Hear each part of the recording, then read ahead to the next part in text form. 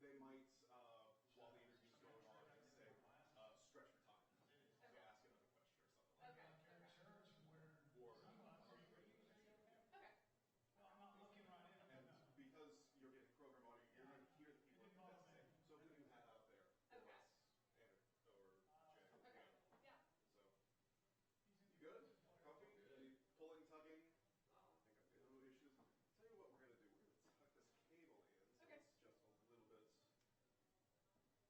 So Okay. it's just a little bit. So is this loud enough? Perfect. Okay. If this could be this deal, I'd like it, but I mean, if you can't, I'll just look somewhere else. Okay. There we go. Awesome. There we go. Thank you so much. All right, no pulling, no tugging. Nope, we're All right, all you're good. going to go out in the truck, and I will talk to you guys later. Make sure you grab your microphones and talk to me. Awesome.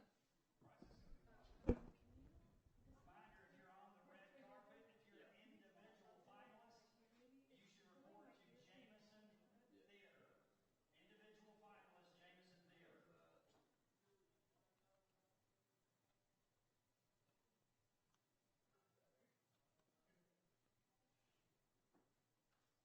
Small ears, that's why. Yes, I can. That's so loud. Yes, I can. Oh, I can't. I didn't hear Jay. You can't hear me?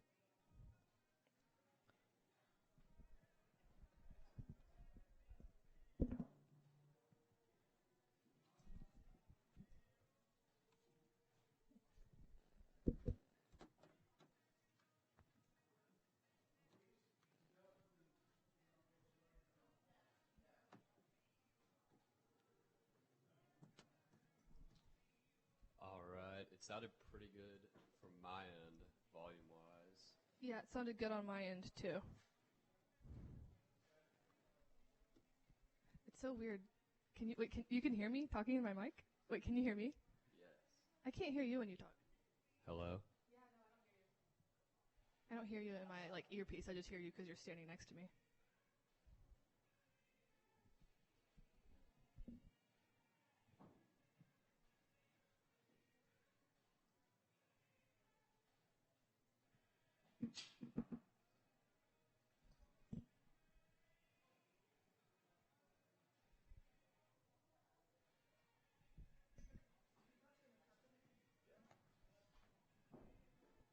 This is so uncomfortable.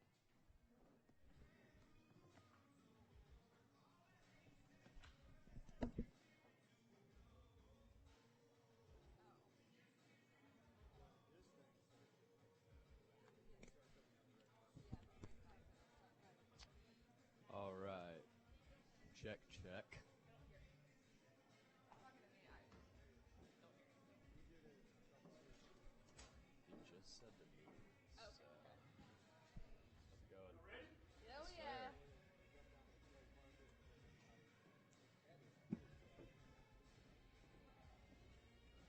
Yeah, he just.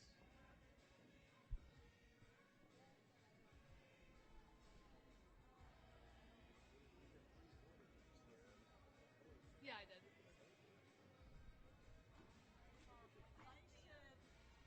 Hi. She might know. What would I know? Where are the guys supposed to go for tea? Oh, Jameson Hall. Oh, you're on a team? Team. Oh, okay. You're just waiting around here until you get picked up to be walked out here. So y'all are good. Probably like at the end of the red carpet, y'all get in the. Their coaches were supposed to meet them. We should be soon. We're starting red carpet in 10 minutes. Jameson Hall. So should we just start walking over there? Yeah, they want all walk And what's it called again? Yeah.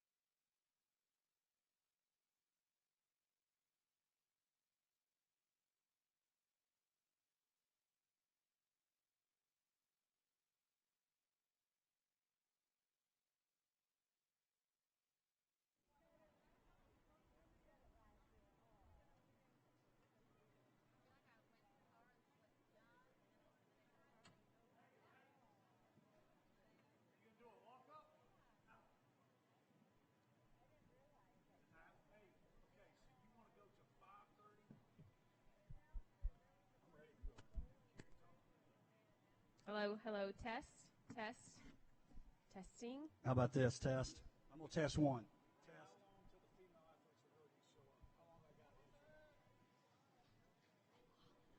Hey, number one is off here. How do I turn it on?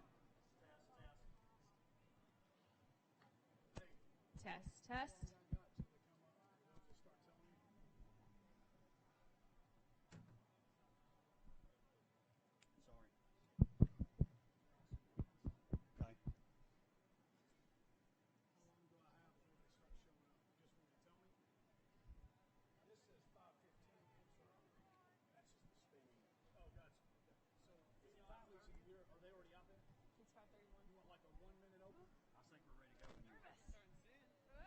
Tell them we're ready.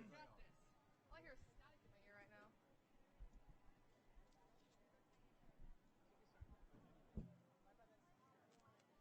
Do you hear static too? Oh, is this? Oh my gosh. I hear my voice echo over here. I'm like, what's going on?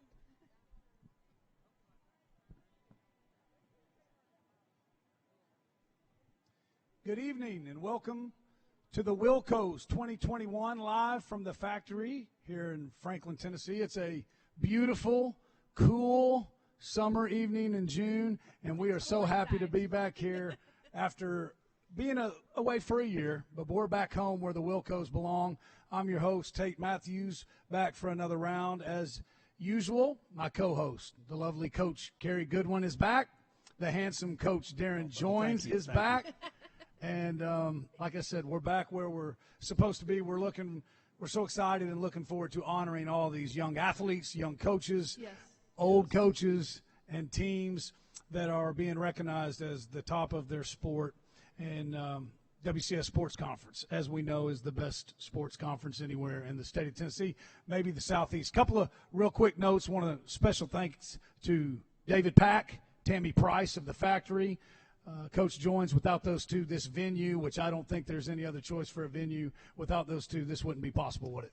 Let me tell you, their team, not only does the venue look great, but you should have seen it the last couple of days. It was like fire ants everywhere getting this place ready, but it's a perfect place for this event. You know, I went out earlier. I was a little late getting back up here, Tate, heading out to the red carpet, but the parents are out there. They're taking pictures.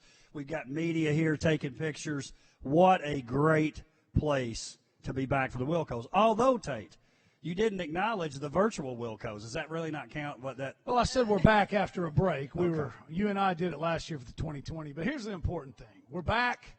The three-man red carpet booth. Was there ever any doubt that our third co-host she didn't have a choice, Coach did Carrie you? Goodwin?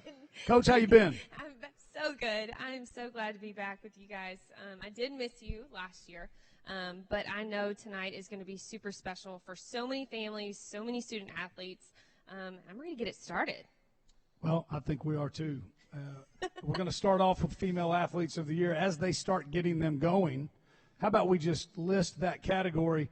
All the categories are great. We're going to start with the Female Athletes of the Year as they're getting ready. Are you ready for the finalists, Coach Goodwin, Coach Joins? Wow, what a Shay great. Eggleston, What did she do? Brentwood Right. volleyball.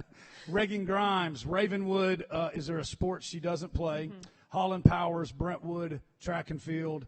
And then Lee Walters of Page, both cross country and track and field.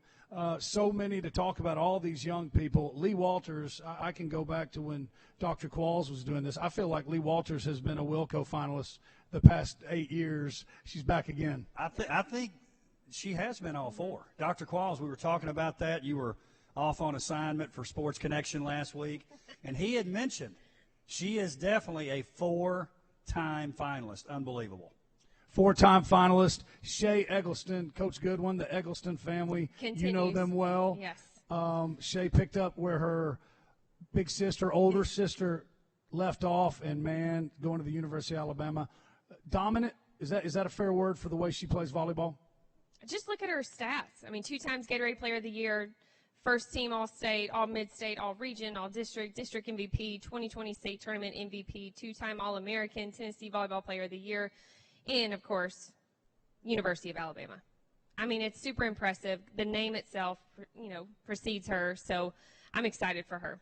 Well, talk about that, too. You know, as a former collegiate female athlete, and then a female basketball coach. Yep. The University of Alabama, known for football, but as that has grown the past few years, you're a big fan. I know this makes you happy.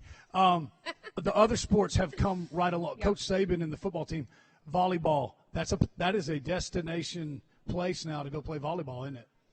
I mean, Alabama, as we know, is high profile. So anybody that walks through those doors, I feel like athletes are walking in with already a family in tow with their teammates, but there's also an eliteness about it, being an athlete. And I know Shay's going to do great things there. Of course, I do love Alabama, but, you know, I find Nick Saban to be a little bit on the handsome side, so don't tell my husband. At least you're honest. At least I'm honest. Anyway. You never know what you're going to hear in the red carpet show. At least she's honest, and she's not the only one, Yeah. right?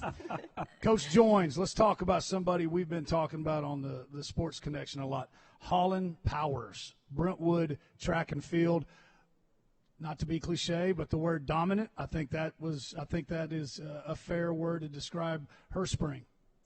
Well, I know we talked about this many times, but to me the most impressive thing about Holland is if she is the only person that competes for Brentwood High School at the state track and field, she finishes 6th place. 6th place. Not bad, Holland. Finish 6th by yourself. Now, how many points would that be? 34. 34 points. We talked about that earlier. You want to run down them? Let's do it. Pentathlon first. How many points is 10 that? points. Pole vault first. That'd be another 10. Now we're up to 20. Triple jump second. 8, 28.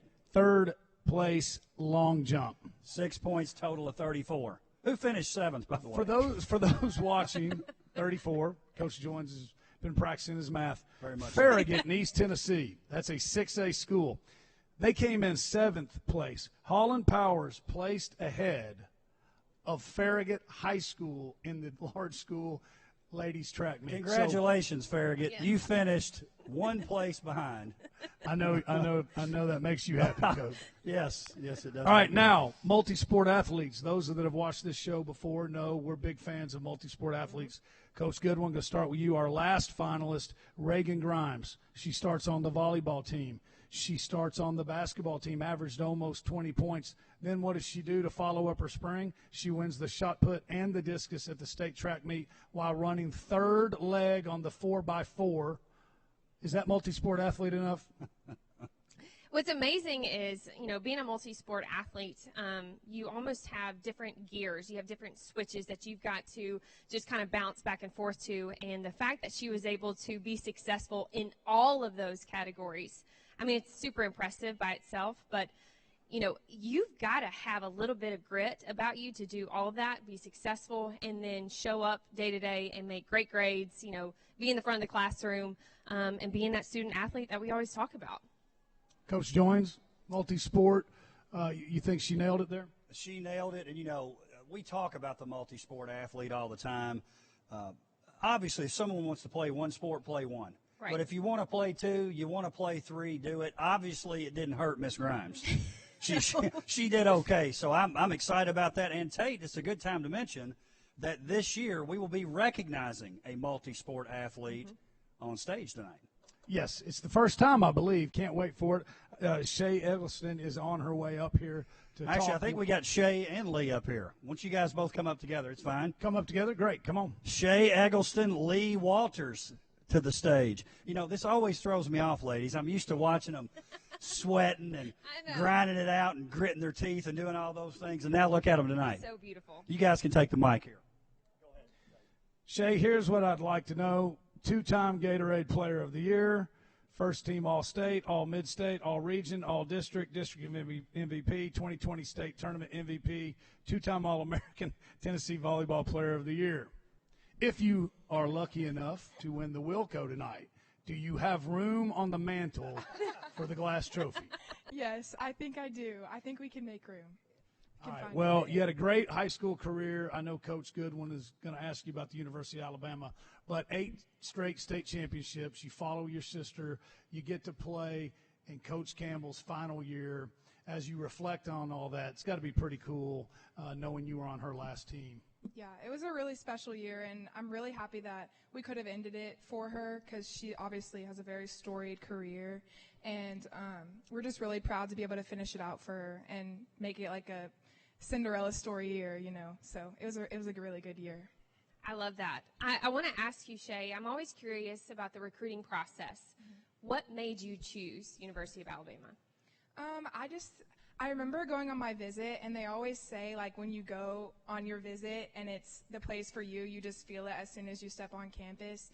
So I think that was just a lot of it for me. Like, I stepped on campus and knew that that was where I was supposed to be. And then, of course, as you go through all the visit, you figure out the rest. You know the bells and whistles. You know everything that just falls into place. Felt So I like think, home, yeah, right? For sure. That's awesome.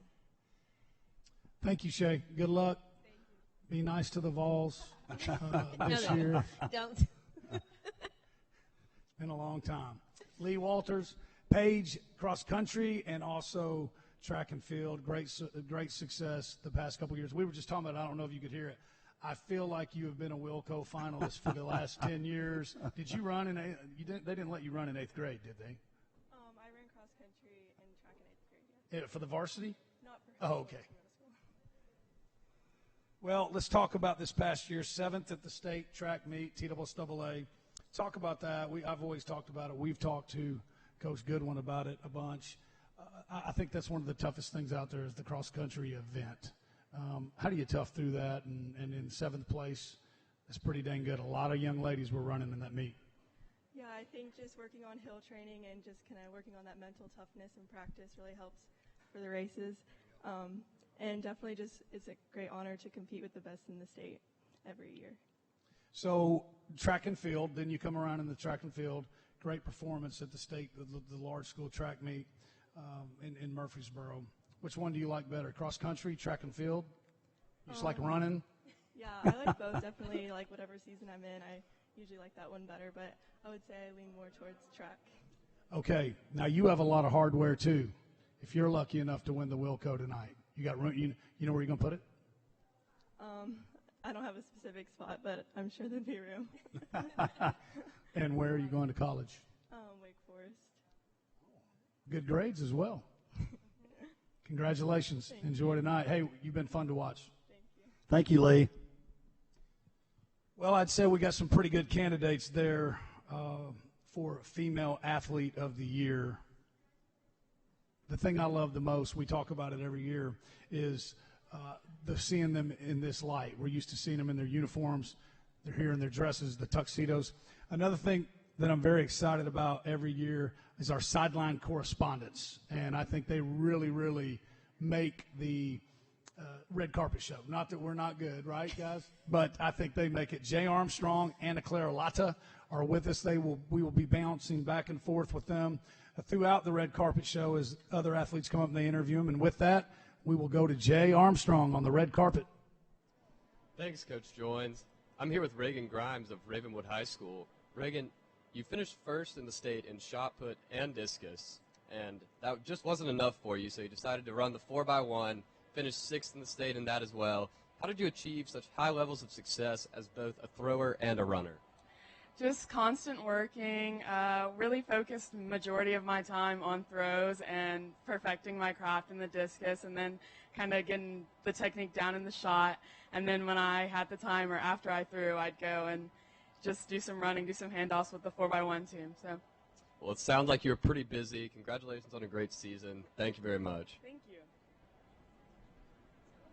I'm here with Holland Powers from Brentwood. Holland, you are one of the most dominant track athletes locally and in the state. You led your team to the state championship with the state pentathlon and the pole vault. What does it mean to you tonight to be nominated for Female Athlete of the Year? I mean, it's so amazing to be nominated tonight. It's just such an honor to be here with such amazing athletes. And I'm just happy that I'm here and that I could do what I could for my team. So, congrats on your nomination. Back to you at the desk. Thank you, Anna Claire. Jay. They're great, Coach. I don't know what you're paying them. They stepped it up. They stepped it up. I don't know what you're paying them, but you need to give them a bump. Coach Goodwin, you agree? I definitely agree. I'm going to double it next year. We're going to double it. Double All right, down. I love it. Okay, Female Athletes of the Year in the book. I mean, I don't know. I'm excited. What a great way to start it off. Male Athletes of the Year. They're just as good. Riley Bennett, Fairview High School, wrestling state champ. Fourth year as a finalist in a row. Football, he was also the quarterback and led the team to a 7-3 record with a runner-up finish in 3A Region 6, was named Region 6 Most Valuable Quarterback. Then we go to Nick Dang, Ravenwood High School, basketball standout, soccer standout, all district in both for the Raptors. Reed Kemp, Franklin High School, 2 straight district MVPs, all state in basketball. Had to have led the district in scoring, did he not, Coach Joins? And then this guy is a little bit of a do-it-all as well. Mr. Destin Wade, Summit Football, led the football team to the state championship, both with his feet and his legs. And they came away with the 5A state championship. Those are our finalists. Also, Destin averaged 16 points, 5.2 rebounds, 2.7 steals a game. Pretty good.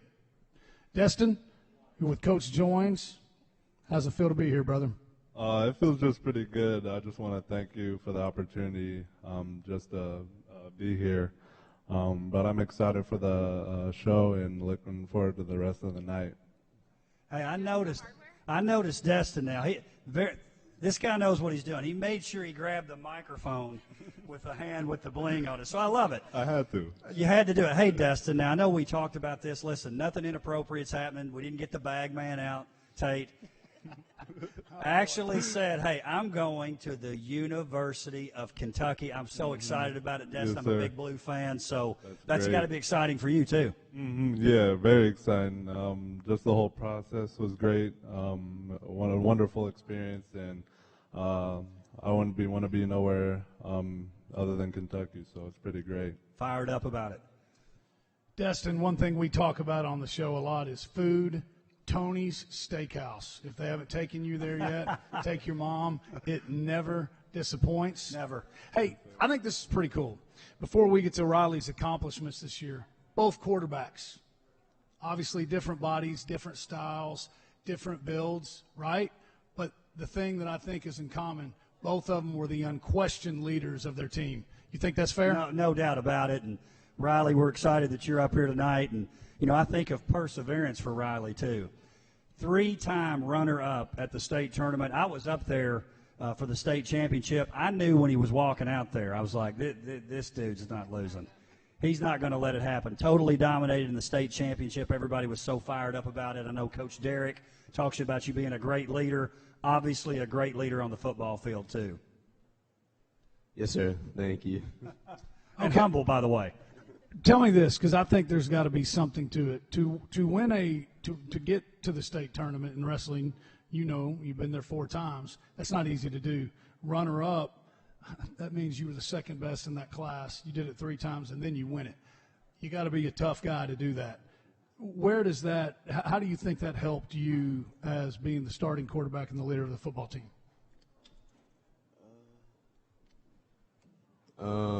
Well, just helped me just go out there, do good, do my best. Confidence? Confidence, yes, sir. I love it. Okay, take us back to the state championship. Did you pin him? No, they stopped the match with 30 seconds left. I was about to, though. Yes, he was. That is, yes, he was. In WCS jargon, that is Popcorn City. Congratulations. Hey, real quick, can we get a close-up? Let me see your ring, Destin. Put y'all's rings up there.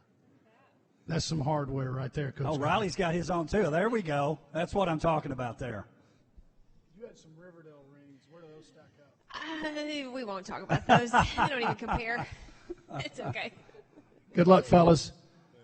We're going to go back to the red carpet and join Jay. Thanks, guys. I'm here with Nick Dang of Ravenwood High School. Nick, you were all district in basketball as well as soccer. How are you able to achieve such high levels of success in 2 very different sports? I think it was just a lot of hard work off the court and off the field, but just knowing when to take rest days to stay away from injury. Glad to hear it. Congratulations on a great year. Have a good night tonight. Thank you. Thank you, Jay. Next category, another big one, Female Team of the Year. We have the Brentwood Girls Track Team, state champs in dominating fashion. Brentwood Volleyball, who are with us. How many in a row, Coach Joins? That'd be 8 in a row, 8 in a 16 row. total. Nolensville volleyball. I can't even count that out. Nolensville volleyball, back-to-back state champions. Ravenwood soccer, state champions. Everybody state champions.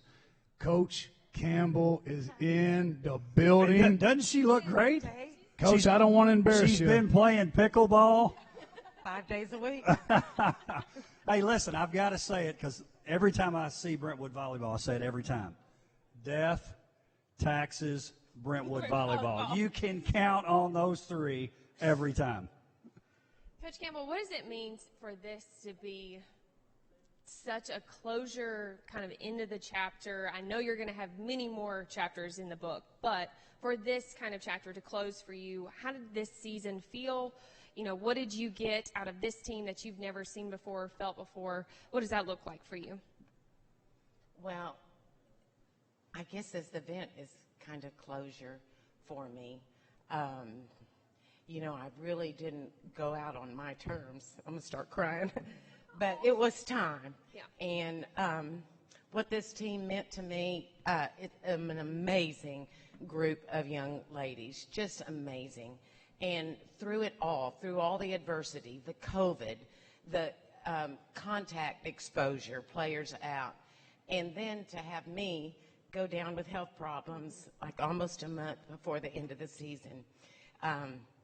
It was adversity, and these girls made me so proud, the way they rose to the occasion, the way they met that adversity, and didn't, just, continued that drive. And for an 8-peat, which was amazing. And I can't even imagine how they felt, the loss. But one of my assistant coaches is here who helped. I wanted to bring her over with me. Angie Noble is here. I just like to recognize her. Kathy Cram is not here, my other assistant coach who helped. But assistant coaches, I'm telling you, they're more valuable sometimes than the head coach. Unbelievable. Coach Campbell, I've seen some powerful moments in sports, and Tate and I were there. When you walked in that championship match, I mean, you're talking about a difference maker. The team just lit up, so to speak. I know Shay would echo that, but it was pretty darn powerful when you came in, and poor Siegel. Everybody's talking about Siegel's playing at home. Well, that wasn't their home that day, I can tell you that. So it was awesome. It really was. Well, I appreciate that. They are the girls. The team is my heart. And I just didn't want to be a distraction. And I felt like I'd either distract the players or distract the coaches. They wouldn't know which coach to go to. But it all worked out. I would say it worked out just fine. Special moment in time. Yeah. It was. Coach Campbell, you look great. And I would not want to play Coach Campbell in pickleball, so I need to know what rec center you're going to. I'm not coming. Hey, Shay, 2-time Gatorade Player of the Year, going to the University of Alabama. We talked about it. Talk about your teammates. Great leaders, and usually great players are great leaders. Their teammates will tell you they're one of the best teammates. Talk about your teammates, because 8 in a row, it took all of you. Yeah, for sure. I think, honestly, the reason that we're so successful is our team chemistry and how much trust we have in each other and how much love we have in each other. I mean, the number of times that we just had, parties on Friday nights, just hanging out with each other when we didn't even need to. It wasn't even volleyball related. So I think just the fact that we had such good team chemistry, it really just translated to the court, and we really just wanted to do everything for each other. And I think that was a lot of the reason why we were so successful this year and the past 4 years that I've been there too. and the 4 before that. Yeah. She's impressive. She's amazing. And as, our representative, as our leader here, she set the season record for kills. I think it was 856 in 2019. And then she has career record 2,185, and that's amazing. That's just amazing. But she would be the first one to say that she couldn't have done it without her teammates. And there are some amazing seniors over there, just Sophie Frolic and Reese Bailey, Haley Sanders. Who's another senior? Who'd I miss?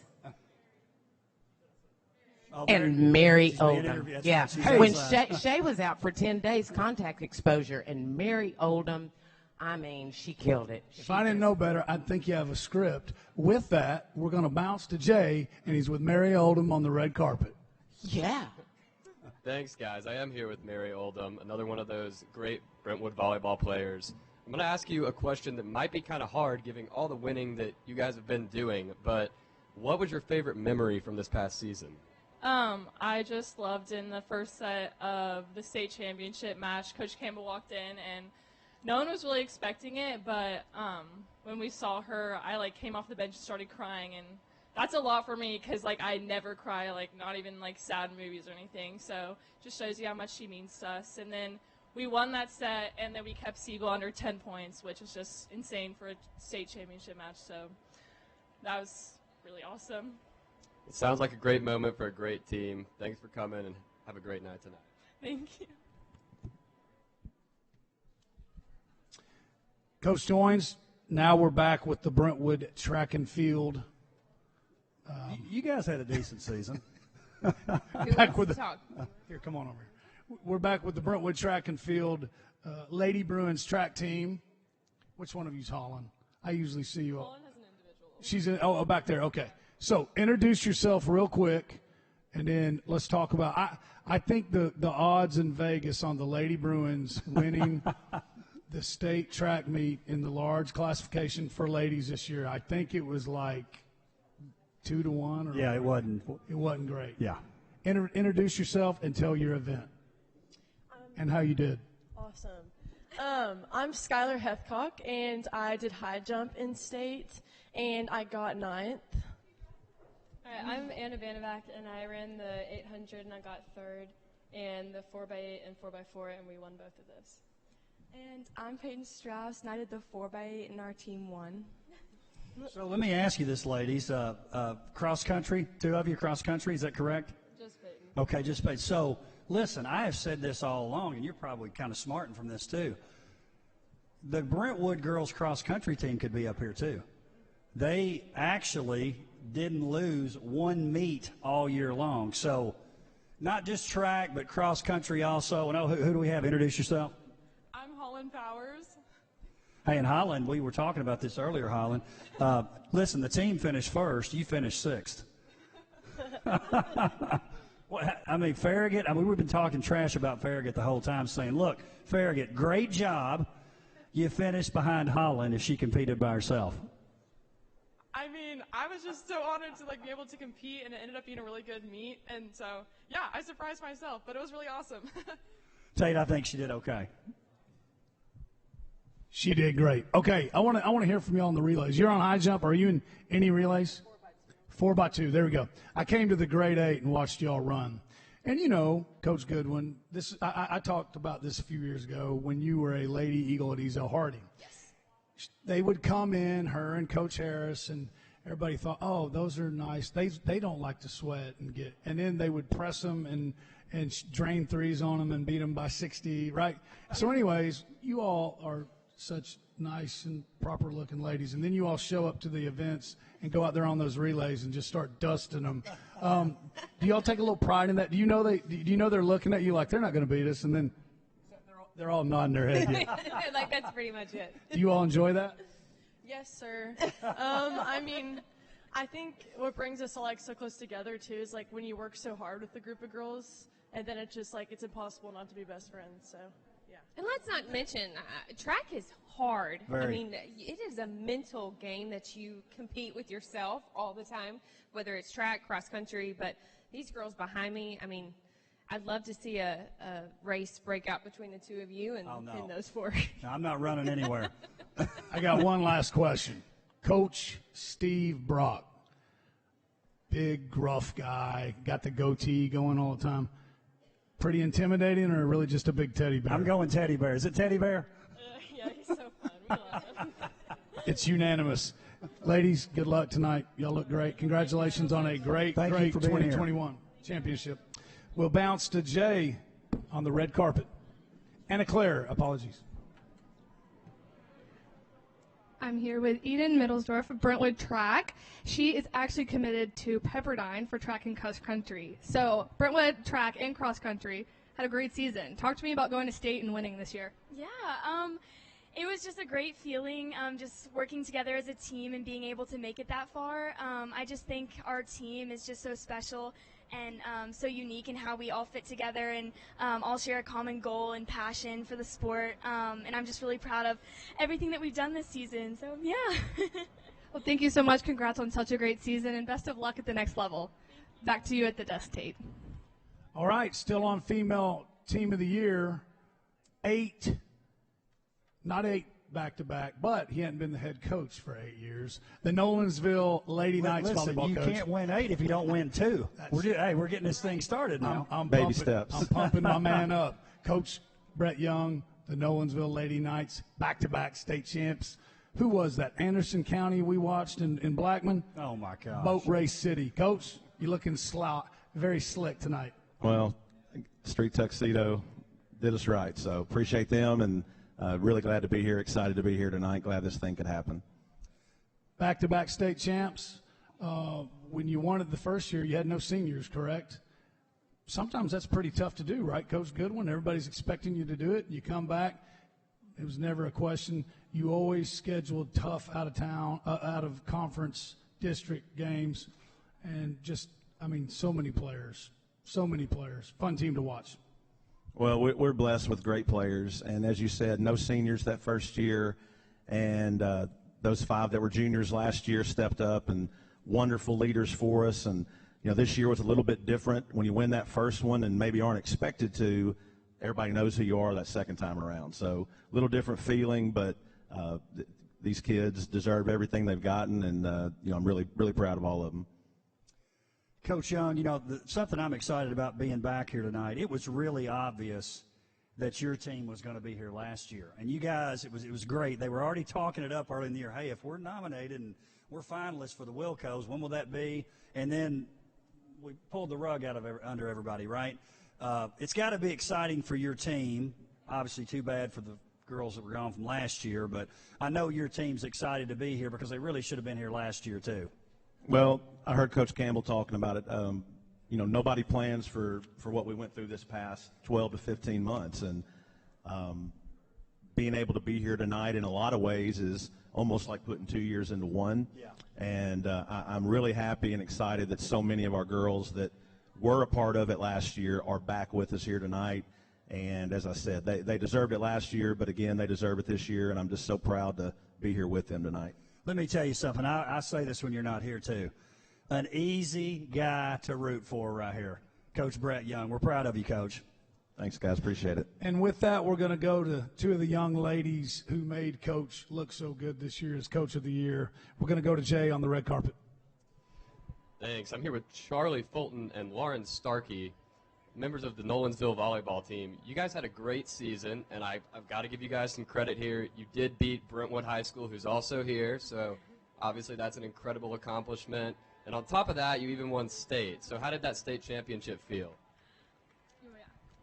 It was, wow, okay. It was just amazing. The state championship means everything, especially this year because, you've heard it before, but with COVID and everything, we had girls who were out half of our season. We had girls getting quarantined left and right, and we still, pursued through all of that, and we're able to, defend our title, which is a whole nother accomplishment in itself because winning one is hard enough, but then having to defend that after is almost an even harder feat, and we were able to accomplish that. So I'm just really proud of our team. Yeah, and winning state for Nolensville has been it means so much because of our tight-knit community. We were the first to ever win state at Nolensville High School, so we really started a tradition of athletic excellence, and we're really excited for that to grow this year and continue on for years to come. We all have a lot to be proud of. Congratulations, guys. Thank you.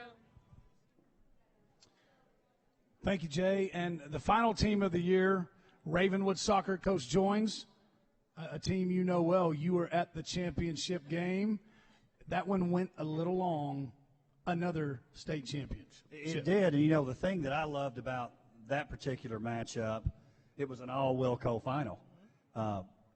2 back-to-back state championships for Ravenwood soccer. Head coach for the first time at state champ. What do you do from here, Coach? Year one as head coach, state title. What are you supposed to do now? I guess get another one? Yeah, just keep pushing for it. I think that's kind of the plan every year for every team anyway, is to make it as far as you can. In the last 2 years, we just happened to go all the way. So that's always the plan. What was special about this group of girls, kind of looking at this whole year as kind of a weird COVID coming out of, a weird spot for everybody? How did you adjust? What did that look like for you? What kind of challenges did you see? This group had great leadership across the board. We had 8 seniors that were ready to step up to the plate and take on the challenge, and they knew this year was going to be complicated with all the COVID protocols, and of course worried about getting quarantined and all these different things, but they never once gave up. They kept pushing. They knew that they'd put in the work, and they were ready to go all the way. It's fantastic. Back to the red carpet outside. We got Jay and Anna Claire ready out there, Tate?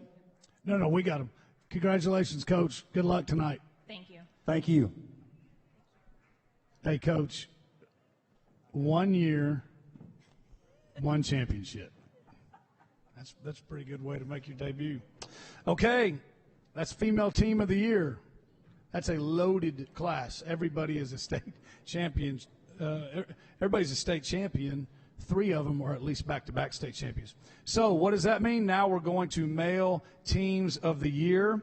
Here's the rundown. Brentwood football, the 6A, the largest class in all of the land. State runner-ups, 6A region champions. I believe that was 3rd year in a row. 11-4 record fell to Oakland, 33-56. No one knew it at the time in Coach Ron Crawford's final year. Pretty cool. What a way to go out. Fairview Wrestling, the state champion, 6 individual wrestlers made the Tennessee Sports Writers Association All-State Wrestling Team. First state championship in Fairview school history. Coach Joins called that one about 18 months ago. Ravenwood Tennis, the state champs, 4-3 victory in the state tournament over Collierville. They were also the district and the region champs. And I know Coach Goodwin likes this, the 5A state football champions, the Summit Spartans, Old Sparty. Old Sparty. Pretty loaded class. Hey, Coach. Pretty good-looking group, though. How pumped were you about the Summit Championship? Now, listen, Coach Goodwin, I know, is especially excited about Summit football. She bleeds Summit blue and orange, no doubt about it, so I know she was pumped. Coach Coleman's here. Come over, Coach. It's like a homecoming party right here, isn't it? Yeah. Good to see you, Coach. You look great. Thank you. Coach Brian Coleman, the head coach of the Spartans. Now, I heard a little birdie told me Coach Coleman special ordered his jacket.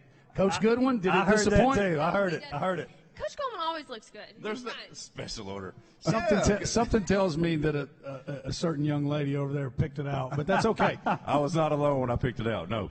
Hey, I'm going to let the Spartan fan get to it, but the 5A state champs, man, a long time coming. The people have been watching it, where this team was when you took it over.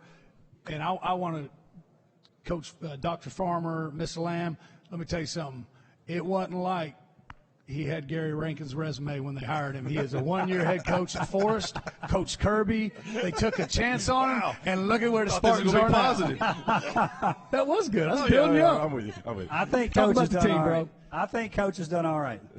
Just a great group of guys, man. It was a tough year. You know what I mean? Everybody wants to talk about the asterisks, put an asterisk next to this year, but they probably need to, because it was a tough year through the COVID, through the contact tracing and such. Just really, really proud of these young men. And coming back from last year being the runner-up, I think they just had a bad taste in their mouth all year, and we're just hungry for it. Coach Coleman, I noticed, and just like Destin, you guys, I don't know if y'all talked about it before, but you guys may have noticed, Coach is definitely holding the mic with the correct hand. He's got that ring. Oh, yeah. I mean, it's like blinding people on the screen there. Looks great, man. Looks great. We're really proud of it, and the guys are proud of it. They ought to be. You know, it's something to have for a lifetime.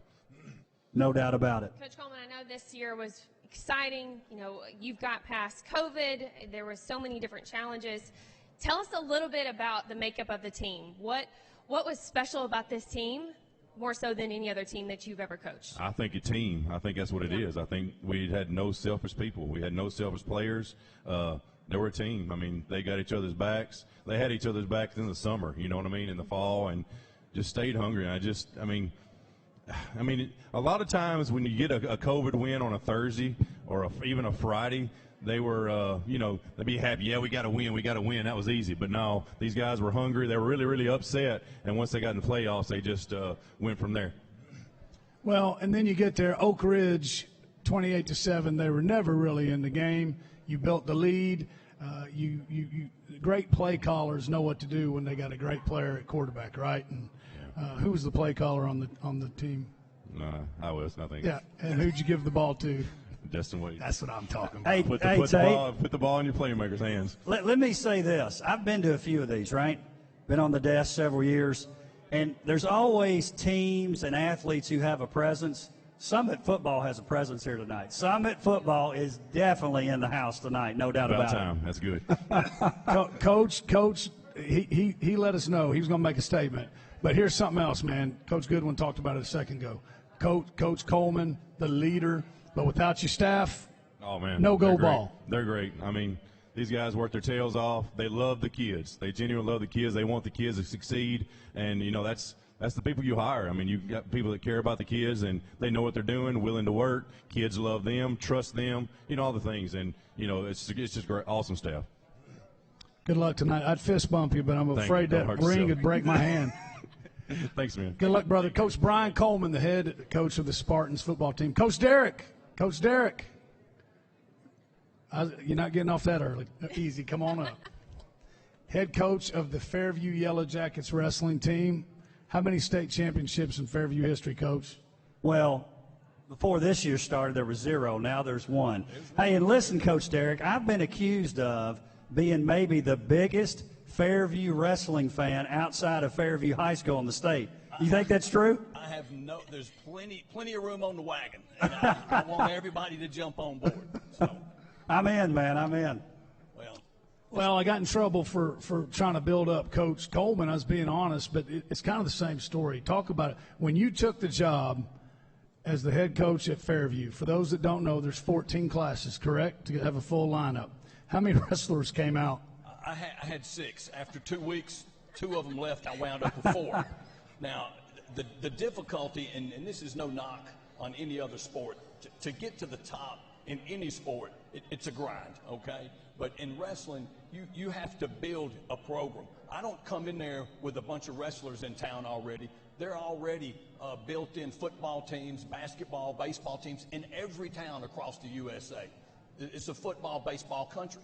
But when it comes to wrestling, you show up to a town, you talk about wrestling, you have to build it, you have to have your community buy in, and you have to have the kids and the parents. So I spent many a days down at the Pee Wee football field trying to drag kids in the room. Finally, they bought into the idea that it would improve their ability on the football field and the gridiron, and so sharpens iron. So I went out there and found the toughest teams I could compete against. Early on, we got beat up, but at the end of the day, we prevailed because we continued to know to get better. We saw where we needed to get to. So it's a difficult process. Well, I know you're proud of your team and you're proud of your school, but the other thing, you're a Fairview guy. You were proud for Fairview. It's just a cool story.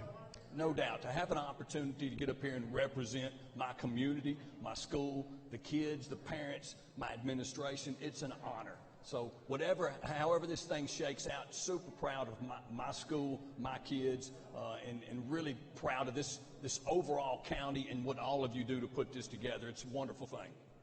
Love it, Coach. Love it. He fire you up? I'm fired up. I don't know if I'm ready to wrestle, but I'll tell you this, Coach. Funny story. I'm at the state duels championship. Obviously, you won. And listen, I usually kind of hang out on the sides, don't get too into it. Now, if it's just our teams, I do. I was getting kind of into it. Mark Reeves came up to me and whispered. He said, "You thought basketball was exciting, didn't you?" I said, "This is great, man. This is great." It's a great atmosphere, and anybody who's not had an opportunity to see that level of competition in that type of arena, in a gym with a mat and wrestling, take the opportunity to go out and enjoy it. These kids who put so much work in this sport would really appreciate it to have a little bit larger venue and more people in that building seeing our sport. Come watch. Good luck, brother. Thank you. With that, we're going to go to Anna Claire with Jacob Clevenger of Fairview Wrestling on the red carpet. I'm with Jacob here. Jacob, you're looking very nice tonight. I like the hat. So, Fairview Wrestling won the first state championship in your history. What does that mean for you and your school? I think it's just a step in the right. I mean, it's a direction in the right step. I mean, we can continue to progress as our teams. This can go from football all the way to softball. I think this is a building stone and a major milestone for us. I think that next year we'll continue to go win the next one, and then even motivate the rest of the teams at Fairview to continue to try to compete for the top. Awesome. Well, congrats on such a great season and best of luck in your senior year. Back to you at the desk. Okay, Brentwood football. Coach Crawford, you've grown, you shaved your head, and you grew some. Well, no, Coach Crawford said growed some hair. We got the brand new head football coach of the Brentwood Bruins, Clint Finch. What's up, brother? You look nice tonight. Oh, I tell you what, Coach Crawford got a lot better looking. Is what happened. He didn't even know that. He just got a lot better looking tonight. You got the gold matching. It looks good. Street Tuxedo took care of me. They're the stylist. Street Tuxedo is like a John Wild hidden gem. Do you know what the tagline is, Coach Goodwin? They never disappoint. Never disappoints, man. They came through. Look good, Coach. Real quick, because this is about last year's team, but really cool. You love to see things like this. I think a guy who's been a loyal assistant, a loyal school guy for so many years, the offensive coordinator, the boys respect him. Coach Crawford respects him, and he steps down, moves on. Coach Kydell and Coach Crawford announce it, and then he goes, oh, by the way, here's your new head football coach. What was that like? Super exciting, something that I've dreamed about for a long time, to have an opportunity to run a program like this, and I was honored and humbled and excited, and said repeatedly, those kind of sound like cliches, but they're very true in this situation. Coach, what are you guys doing right now to prepare for the season? What does that look like coming out of post-COVID? Kind of some challenges going into the new season. Well, it's nice to be post-COVID, right, or as post-COVID as one can be right now. We have a great group of guys. Right now we have 51 freshmen. We have 103 varsity players. We have our first kids coming in at 7. We're there about 3 hours every day. Our kids are great about working hard, putting in the time. We talk a lot about the standards that our football program has to uphold, and our kids are doing a great job with that over the course of the summer. You've been there. The 6A state championship, it just is something different. It really is. So to even get there is unbelievable. This team, you all have been close the past few years. You finally break through. Cade Granzow, your senior quarterback. John House, your senior defensive back. Walker Merrill broke every wide receiver record there is. Getting there, won the ending we wanted, got beat by maybe the best Oakland team of all time. Really good football team. Yeah, but scored 33 points. Who was calling the plays? I'll take credit for it on this. That might be why you got But I got to be honest, I was also calling the plays when they shut us out. So. Very big, very big. Congratulations. I know you're excited to have these young men here. We can't wait to watch 2021, but let's honor 2020 tonight. Awesome. And I just want to say thanks so much for being on the Willco. Glad we could go back to doing this. It's awesome. Headed back to the red carpet, we got Jay or Anna Claire. Oh, they sent them in here. Coach, we got Ravenwood Tennis in here. Hey, if anybody needs... I had to come up to tennis now. Come on. If anybody needs to ask a tennis question, he'll get really hurt if he doesn't get to ask the tennis question. Hey, listen, this is a topic of discussion every year, Coach. I played a little tennis myself. I think last time we talked about Prince graphite rackets, maybe the T2000 we talked about a little bit. But, Coach, the tennis, it's kind of like wrestling, too. I was there for the championship at the state tournament. You're taking on Collierville. After the singles, what was it? 3-2, you guys? Yes, sir. Then they win the first match. It's 3-all. You're playing a pro set to 8. You're down 5-4 and a break of serve. So it's not looking great, right? It is not looking good at all. Tell me what that discussion was on the side there. Ethan Eisenhower, Jackson Stone playing in that final match. Well, first off, Ethan's our senior. He was our team captain this year. So and Jackson was also one of our better players of the year. So we were glad that they were on the court, on the final court. I mean, honestly, at that point, you got to play 1 point at a time. You cannot focus on what the score is. You got to focus on the next point. You win that point, you move on. That's all you can focus on when it comes to tennis. Coach, congratulations, state champs. This is a tough category. It is. And it not only for state, but for Williamson County. Williamson County probably has arguably the best district. It's the best district in tennis, boys and girls side. Well said. Yes, I mean, really, you had absolutely. 3 teams that could win the state title, Yes, right? absolutely. Honestly, I would say 3 of the top teams in our district, in our county, would probably place top 5 in the state. It's incredible. It's very incredible. Good luck tonight. Thank Happy for you. Very honored to be here. Thank you very much. Headed to the red carpet with Anna Claire with a couple of Ravenwood tennis players. I'm here with Patrick and Jackson. Both of you are up for Player of the Year, and you won the state championship in tennis this year. Congratulations to both of you. So when you look back on this season, what are you most proud of in yourself and your team as a whole? I'm just proud of the whole team. Everybody was just really willing to work, and everybody just wanted the state championship, so we put in the work and we got to it. I'm just proud of our fighting spirit. Even when we were down, we still pushed through and were able to win it. Congrats on the state championship. Back to you at the desk. Pretty strong there, Coach. All right, teams of the year in the books. Now we're going to go to female cross-country runners of the year, finalist of the year. Alyssa, come on over. Strong category here. Alyssa Andrea of Fairview. Well, I'll let you ask her in a second. Jane Halterman of Independence, Caitlin Vanderkolk Brentwood, and Lee Walters of Page. Coach joins. She's off to a pretty good start of her high school career. So, Alyssa, you have been running 2 years at Fairview, right? Freshman year, state championship. Sophomore year, state championship. Where do we go from here? Hopefully up. I don't know how much further up you get. And I noticed too, Alyssa, she was, Tate, I don't know if you realize this, when we introduced the girls flag football pilot, she was the representative for Fairview High School. So you're going to get involved in that too, I guess. Yes, sir. Very excited about it. So let's talk about this, because Tate and I have talked about this. So with you, because you've been so dominant in cross country, how do you push yourself when you're out in front of the pack and really nobody behind you is pushing you? What are you doing mentally in that situation? Just thinking about just keep going. You thinking about personal best times? Yes, sir. Just run. Just run. I'm excited to watch you in flag football. Did Coach Hughes have to recruit you, or did you say, yeah, I'm in?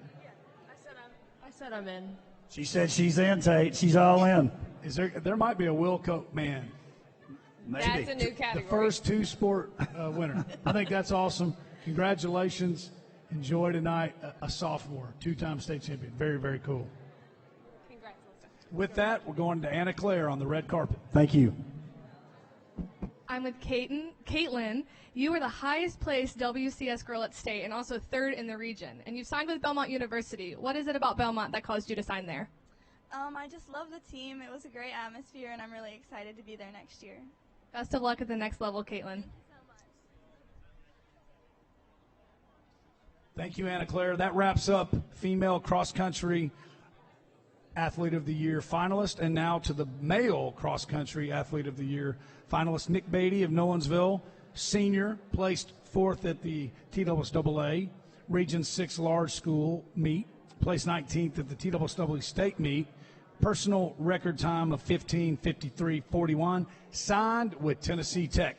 Hudson Hurst, Franklin High School, 5th in the region, 17th at the state, 12th best 5K time in Tennessee. Ryan Keaton, Fairview, placed at state every year, finished 10th this year. And Kevin Vanderkolk, Brentwood High, 2nd at the TSSAA state championships in 2020 with a 15:36, highest placed by WCS boy at state and unbeaten during the regular season. Headed to Belmont University. Strong class we got there. I can't wait to see where this one goes. Kevin? That's me.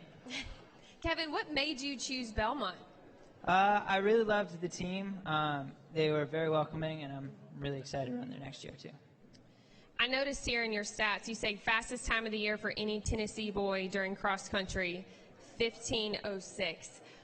Where were you in your mindset to get that PR and also a Tennessee PR? Honestly, for me, I didn't realize I had a half mile left in that race. I thought I I thought I had so much longer, but as soon as I knew I was kind of close, I knew I had to go, and I gave it 100%. So. Is runner's high a real thing for you? It is a real thing. I promise. Has to be. While we're on bling, check out his bling. I know. Hey, listen, You're going to need sunglasses. Everybody's coached up nice. They're holding the mic with their rings. And I am proud to say here in WCS, we have to buy a lot of bling, right? I'm pretty sure you have a segment there'll be a all segment. of that in the awards ceremony. Listen, I'm hoping our friends in Gallatin are watching tonight, Tate. I got a feeling they're going to be watching the show. They're watching. Their ears are bleeding, and their ears are going to continue to bleed. Congratulations, brother. Your family, I don't know how many races you all have won for the Brentwood Bruins, but it's a lot. Thank you. And I'm going to go ahead and say this. You're in the early lead for Tux of, yeah, of the I'm going night. to say it's strong. I appreciate it. It's very strong. It's going to be tough to beat. Thank you. Good luck tonight. Good luck tonight, brother. Tate, Okay. now, listen, we've been talking multi-sport athletes. Here she comes, Claudette, multi-sport athlete run. And listen, Coach Goodwin, she can't even hide it, can she? She's got her Summit dress on. When the Summit folks come up here, she just gets all tore up. Claudette, I got to ask you this, because you're up here for golf, right? Softball player. But let's talk about this. We've been talking about with coaches, bear or teddy bear.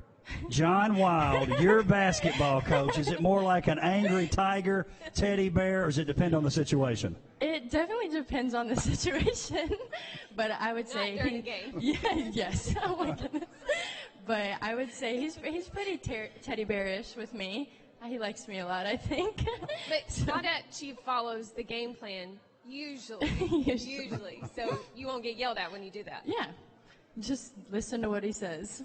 Hey, do you have any comments about his, you see him going out to eat at all these places. Do you ever get on him about that and say, Yes. Coach, what's going on here? All the time. I tell him he got to eat better. He needs to invite you guys, Yeah, I know. Pay for me. Claudette, I mean, it's amazing if you all have not seen her play basketball. She's tough. She's gritty. She gets it done. However, the plot twist, she's an amazing golfer. And it is so amazing to see how successful she is. Claudette, when did you start playing golf, and why is it one of those kind of secrets as you continue through high school? Everybody is surprised by this, but what made you choose it, and tell us kind of why you love golf so much. Yeah, well, I've been playing golf like my whole life. So my dad's made me play golf since I was like 18 months old. So I've always just been out there on the course, and my dad loves it. So he's always made me just go out there. And I don't like to talk about it much because I get embarrassed by it sometimes. But, I've learned to love it because I've met a lot of fun people during golf. So, yeah. Well, congratulations. Good luck tonight. And I believe we have some more golfers with us. You guys come on up. Coach, hold on one we throwing second. it outside? We're going to bounce back to the red carpet. I'm here with Brooke of Brentwood Golf. Brooke, you played number 1 as a sophomore and qualified for state as an individual. Congratulations. What are you looking forward to in continuing for your junior year? I'm looking forward to just growing and becoming better and make it to state again, because that's always fun, but also growing as a team. It's me and one other girl named Skylar, and it's kind of not very popular at Brentwood, so we're just trying to make it popular and become better as a team. Awesome. Well, best of luck next season. Back to you at the dust tape. Thank you, Anna Claire, the Claudette run. That was great. Hey, boys golfers, I realize they're going to announce all the finalists when we get to the show. So, boys golfers finalists, we've got Troop Wallace of Brentwood and Colin Alexander of Ravenwood. Boys, first of all, I can tell Claudette can drive that thing pretty far. Have you all been on the course with her? And if so, you don't have to admit it. Can you outdrive her? Troop? Can I drive who? Claudette. You haven't played against her. That's okay. Talk about this year, man. Great golf season. Yeah, I had fun. I mean, just try to go out there and do the best I can every time. So, yeah. Colin, we've got Colin here, Alexander from Ravenwood High School, Coach Teddy Craig, your head coach, who, what do we used to call him, Coach? He used to be Mr. May. Mr. May. Now he's Mr. October, Reggie Jackson had that. Did we say November? No, I think we went back to Mr. September. Okay, went to September. There's only one Mr. October. That's true. So, listen, Colin, I went out and watched you guys. You played great at the tournament. What was so interesting, you guys finished runner-up. Your score would have totally dominated the previous year. You guys, I mean, runner-up state's pretty awesome, right? You ran into a buzzsaw that final day, but you had to be proud of your performance because in most years, that was a state championship. Yeah, we had a great score. I mean, as Teddy said, we played our heart out, and Farragut, you know, they played amazing. Had a great number one kid that had a great score, and so they deserved it. But we played great, came runner-up, and we had a strong year. You know what's interesting about golf, too, and I know they're not in WCS, but Dixon County has a young man who played in the Corn Ferry tournament, right? But he didn't necessarily dominate our league. Right? I mean, you guys are right there with him. Any given day, we've got lower scores from these guys, and there's a guy from Dixon County playing in a pro tournament, Tate. So golf is another one of those sports. Obviously, we're great at a lot of sports. Pretty darn dominant in golf. And you guys push each other, right? Oh, yeah. Troop? Oh, yes. Yes. You guys play a lot across the teams or mainly inside your own teams? We'll have 5 guys, and we'll play a match. It'll be Ravenwood versus Brentwood, and it's. No, I'm talking about on your own. When you guys just go out and play, do you play with any of the guys from the other schools, or mainly the Ravenwood guys? It's different. I mean, I have a bunch of friends on different teams that I'll go out and play with. So yeah. Well, congratulations, guys. Oh. No, go ahead, Troop. Go ahead. Oh, I mean, yeah, I normally play like my friends with Brentwood, but I mean, yeah, I play with. I mean, some kids from Ravenwood, some kids from all the other schools, so, yeah. They all get along. Good luck tonight, fellas. You're looking dapper. Congratulations. You're up for Tux of the Night. You're in the conversation. Jay and Anna Claire have our other 2 male golf finalists. Thanks, guys. Like you said, we've got 2 more golfers, 2 more good-looking Tuxes. We're here with Harrison Akers of Franklin and Grant Clark of Page. Guys, you both had great seasons. Looking back on it, what are you most proud of? You know, I mean, 2 years ago, had a really good team, actually won state. And it was just nice to be able to come back and play solid again for another year. You know, Paige, we haven't really had a good program lately, and over the past couple of years we've struggled, and it was pretty cool to be able to come in as a freshman and make a difference, kind of turn the program around. Thanks, guys. Congrats on the great year. Thanks, guys. Now we're on to volleyball finalists. For those of you that tuned in late, if you haven't picked up on it yet, Coach Goodwin, when she was a coach, was at Summit. She's almost giddy. Just so you know, she's a Spartan at heart. Coach, We've got this is one of your Destiny favorites. Cherry, one of my absolute favorites. She was a freshman when I was there, and I'm looking at your stats, Destiny. 233 kills this season, 10 per match, 34 blocks, going to Butler University on a volleyball scholarship. It wasn't bad. It wasn't a bad high school season. No, tell us, what drives you? I know you've been playing volleyball for a long time. I actually tried to recruit you for basketball, but that she so kindly turned me down. But tell me what it is about volleyball that gets you fired up, what excites you about it. I mean, you're going to play at the next level, so you know new challenges, new adversity. Kind of tell us what your love and passion is for volleyball and then how that's going to translate to your next move. Well, I have always loved team sports. Obviously, I was in basketball. I played soccer for a lot of my life. Being on a team has always been something that I've been excited about. I've always loved meeting new people, so just getting the chance to compete for other people and for myself has always been something that's drove me in every sport I've ever played. I'm really excited to go on to the next level. I've met my teammates. They're amazing people. I've met my coaches. They're fantastic. And I'm just really excited to, play and compete at a higher level. Yes, you've always competed. Coach Riker, I love him. Such a great mentor for you through these last 4 years. But you've got quite the competition looking at this finalist. You've got, of course, you've heard this name before, Shea Eggleston, Charlie Fulton, and then Lauren Stark. I mean, looking at this lineup, how does that compare to, where you kind of fit into this and talking about, your competitors here and you saw them this season, how do you shape up against them? these girls are my friends, and they have been since I was like 13 years old. So I'm more excited for them than anything, and I'm excited that I got put into a pool with them as a competitor and as an athlete. So I'm going to be happy for whoever wins tonight. She's nice too. You know. Kind of like he was talking about earlier about Coach Young. She's easy to cheer for. Hey, you look great. Congratulations. Stacked category. What does that mean? That means if you're even in it, you are big time. Going to Butler? Yes, I am. Good luck. We can't wait to follow you. Thank you so much. Going to Jay on the red carpet. Thanks, guys. I'm back with Charlie Fulton of Nolensville. You had a great career as a Knight. How did your time at Nolensville prepare you for your collegiate career? Yeah, well, Nolensville High School has been really good because the volleyball team has been a family to me, literally and figuratively.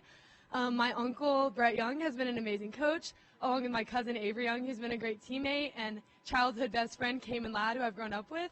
And going to Freed-Hardeman University is going to be really similar to that because I've got lots of my family up there. So I'm really excited to build a new family there and just keep growing what I've grown here in Nolensville. Sometimes family connection can yield great results. Thanks, and back to you guys. I'm here with Lauren from Nolensville Volleyball. Congrats on such a great season. When you look back on this outstanding season, what is one of your favorite memories?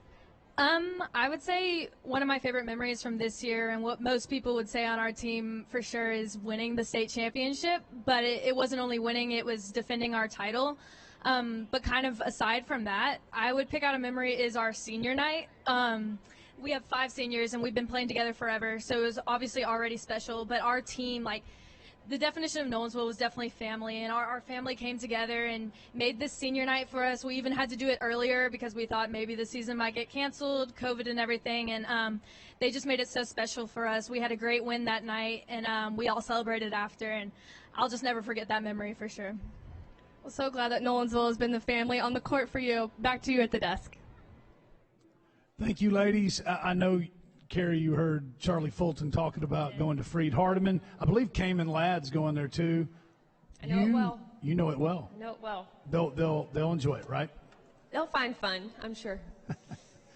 And their dads can get there pretty quickly. Yeah. Okay, football defensive finalist of the year. Junior Colson, Ravenwood High School, went to Michigan, the Wolverines. I think he's there now, is he not, Coach Joins?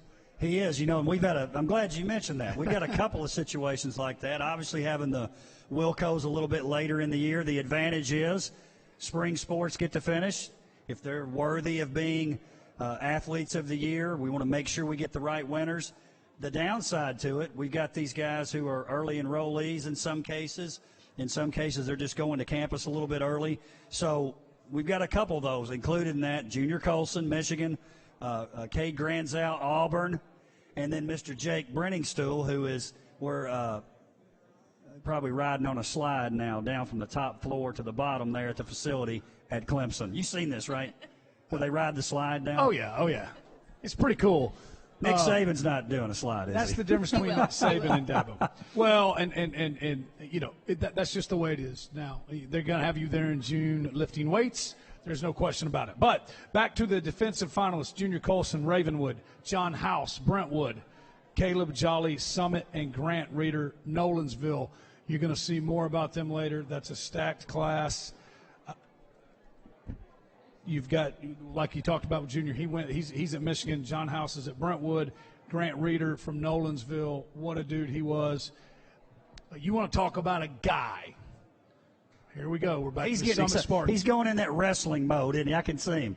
Well, you know what I'm talking about. When you talk about a guy, if you watch the Summit Spartans, all you had to do was find the ball, and Caleb Jolly was around it, and Jay's got him on the red carpet. No doubt.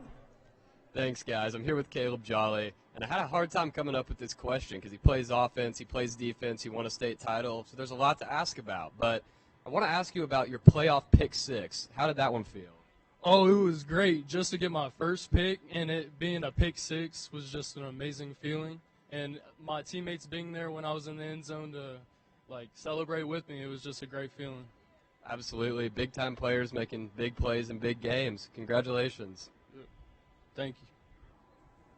I'm here with Grant Reeder from Nolensville. Grant, what is your favorite part about playing defense? I'd have to say my favorite part is definitely just hitting somebody, they just feel it. You hit them with all your force. Kind of like anger management, We'll throw it back to the desk. So, Tate, as we transition from defense to offense, look, everybody loves offense, right? Especially people who hang their hat on shooting three-pointers. Easy. Hey, listen. If you can shoot it, let it fly. This next young man is, he has the opportunity to play for a guy who's known for offense, right? Coach Yes. Scott Blade at Independence High School. And one thing I'd say about Jackson, come on up, Jackson. Come on right here. So, Jackson, let me tell you, we had our media day for football last year, and I'm going to tell you, his personality sort of took it over. I mean, it really did. Well, we had a lot of alpha dogs there, but I'm going to tell you, no bigger alpha dog than Jackson Campbell. And, Jackson, you've got to be an alpha dog to do what you did on that football field this year. Great year. Thank you. Now, give us more. Shoot. Thank you just for letting me be here. I'm pumped to be here with all these great other athletes. And, man, me being an alpha dog, I got to be. I love competing in everything I do. And, man, I'm having a blast right now. I love getting all snazzy and about to eat some great food. So I'm going to tell you now, his jacket game is pretty strong, too. Hey, talk about playing for Coach Blade and that freedom he gives you back there being the QB. Oh, yes, for sure. Coach Blade, he's an offensive guru, so me and him have worked countless hours, and so he's definitely helped me out for the college level too. So he's an offensive guru for sure, and I was blessed to play for him, and I wish him the best next year. I can't wait. Coach, he won't do it, so I'm going to do it for him. And then Coach Goodwin she got a big smile when you walked up, so I'm going to give it to her. But let me tell you something.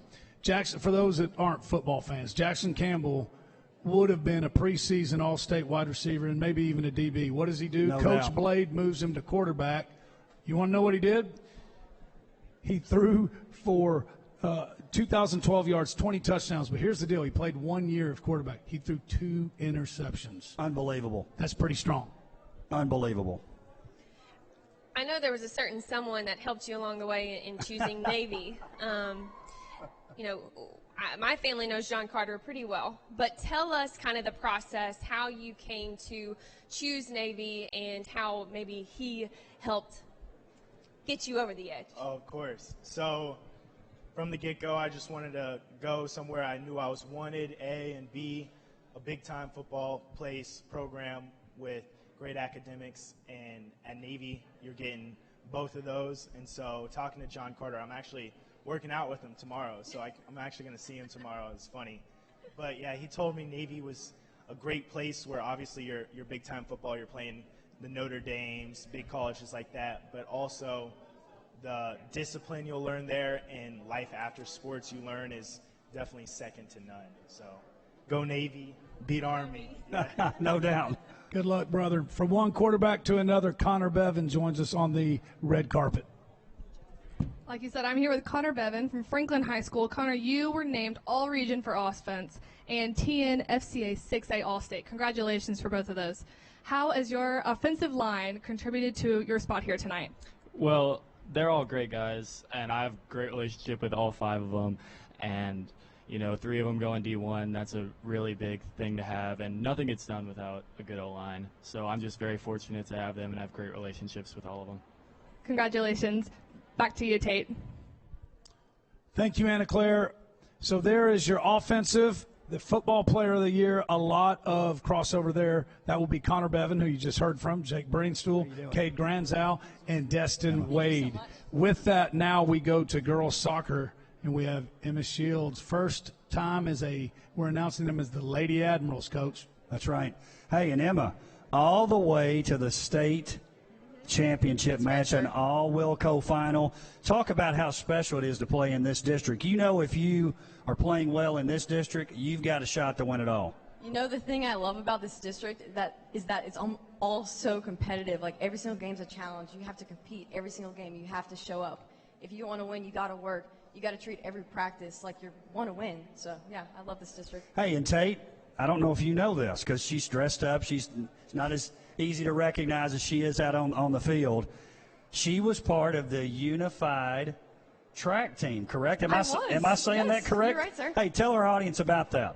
Well, I actually wasn't invited until Fisher Anderson, one of the football players from my school, texted me. He was like, "You want to go to this unified track meet?" And I was like, "Of course I do." I used to run track in middle school, and I was like super excited. So I knew it was going to be a great opportunity. I knew I would grow as a person by going, and it was just the most amazing experience. I ran the 100 open. I competed in the long jump, and it was just great. It was so fun.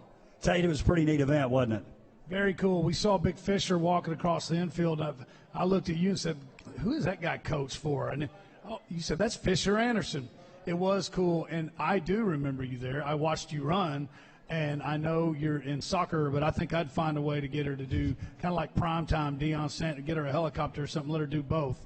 But, hey, talk about that final game. Did you come out of the game, and if not, you had to have been exhausted? I was so tired. You know, after 110 minutes, just to lose, like, right before your eyes, PKs, it's such a hard way to go out. But you know what? Every single day I step on the soccer field now, I think of that, and it just gives me more fire. It gives me more motivation. This year I'm going to come out, I'm going to lead my team. I'm so excited. We're going to make it again. We're going to win. That motivation, I'm just so excited to use it. You've got me pumped, Emma. I'm pumped. That's the great thing about this thing. Good luck tonight. Proud of you. Thank you so much. Back to the red carpet with our remaining girls soccer finalists. Thanks, guys. I'm here with Megan Carlson and Mason Wells, two great soccer players from our county, and I want to know what your favorite memories were from this season. My favorite memory was beating Franklin in the semifinals of districts. My favorite memory was definitely beating Ravenwood. We had a tough start to the season with, I think, over 10 of our starters out for COVID, and Ravenwood was one of our first games back. We came together and beat them 2-0, and that was a big moment for our team, for sure. Well, that doesn't tell you about the rivalries that are here in Williamson County. I don't know what else would. Thanks, guys. Congratulations, and have a good night. Thank you. I'm here with Nora Henderson from the Ravenwood soccer team. I'm loving the red for the Raptors. So you were named All-District, All-Region, All-State, and All-American midfielder. And I also heard you guys had a big win over Franklin. Talk to me. How was the atmosphere among the Ravenwood team when y'all beat them? Wow, I mean, talk about a team who's just, I mean, soccer's first, but we're all best friends at the end of the day. I mean, with the respect from, you know, we know all those girls on the Franklin team, and there's just so much respect, like 110 minutes of hard workers. As much as it was so exciting to win with the people we love so much, you know, we'd have nothing but respect for the Franklin team and, like, their hard work. So, you know, it's a day I'll never forget and a day that I'll forever be thankful for, but man, I mean, I'd do it all over again. Thank you so much. Well, best of luck at the next level for you. Back to the desk, Tate. Coach, I always like seeing some of our friends' daughters come up, and seeing Nora Henderson, she definitely got her athletic ability from her mother, not her father, Russell. She is fun to watch. All right, now we are on to women's basketball. Our co-host, Coach Carrie Goodwin, got out of basketball about 3 years ago, and I'm pretty sure this young lady was a freshman, and that was a big part of it. Yeah, Amelia, this is a love-dislike relationship that we had. It's funny is, you know, when we would put together our scouting report, you would see Osgood when I was coaching freshmen, and there were so many questions behind that because being a freshman at the time, you know, you don't know how they're going to gel with the team. You don't know what the chemistry is going to look like. It did not matter. She was dominant from freshman year, and she's not stopped all the way through. Amelia, you've had a phenomenal career at Brentwood. You're averaging 18 points per game, 4 assists, 2 steals, McDonald's All-American candidate, All-State, All-Mid-State, All-Region, All-District, and she's going to Princeton. Tell us, how could this year be any better than kind of coming out of COVID? You were able to play, had a great year. Tell us a little bit, just kind of getting into this new transition, going into college. How does that feel for you? Excited? What are the challenges that you're going to see or face? Tell us how you feel. I'm feeling great. I mean, I'm so thankful for my time at Brentwood. It couldn't have been a better experience, and just so thankful to play all 4 years. And I've had amazing teammates, amazing coaches. And I cannot wait for this next chapter. And I think well prepared and just keep working every day towards getting better for this next chapter. Tell us about the choice behind Princeton. I know it seems like a terrible place to go. No, tell us what made you choose there, the chemistry of the team, what made you fall in love? Yeah, just the amazing academics, plus they were a top 25 program when I committed. They are an amazing basketball school. I have amazing teammates there, the coaches I can't wait to work with. So it just was the total package that I was looking for, and I can't wait to get started. Good luck, Amelia. Thank you. Not only tonight, but moving forward. Thank Fun you. watching you play for sure. Hey, let's bring up Lindsay Sullivan. Tate, now listen, we've got the important people walking up here. Lindsay Sullivan of Bone and Joint Institute, Williamson Medical. Lindsay, glad you guys could be here tonight. What a great event. Thank you so much. It's such a great event. It's so great to be back together, and we're just so honored to be able to celebrate all these Williamson County athletes that we support throughout the year, and to see everyone dressed up and not on the ball fields is awesome. Hey, talk about it. You guys always do a great job. Thank you. Handling our athletes with our trainers, our doctors. But talk about this year and navigating this year. What an interesting year. But you guys never blinked. Never. Never blinked. And it's just a testament to the staff that we have, to Jay Moore, the director at Williamson Medical Center of Athletic Training. I know he's been around the county, and just with all of our physicians, we've had to, as everyone's had to do this past year, pivot. And I think that they did an amazing job. And we're very blessed to be a part of this program. Well, we appreciate it. We appreciate the relationship. Absolutely. Many more years. Absolutely. Thank you.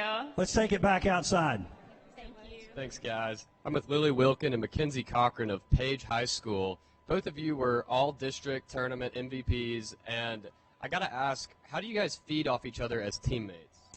I've known Lily since 6th grade, and we played travel together, so I know her tendencies pretty well. And just having her on the court with me, I always know where she is, and I can count on her. We've known each other for so long, and I know if I get a steal, she's running out, and the same thing if she gets a steal. And it just knows that I'm not alone on the court. I have someone, Well, it sounds like y'all would definitely be a dangerous duo to go up against. Glad I don't have to. Thank you very much. Congrats.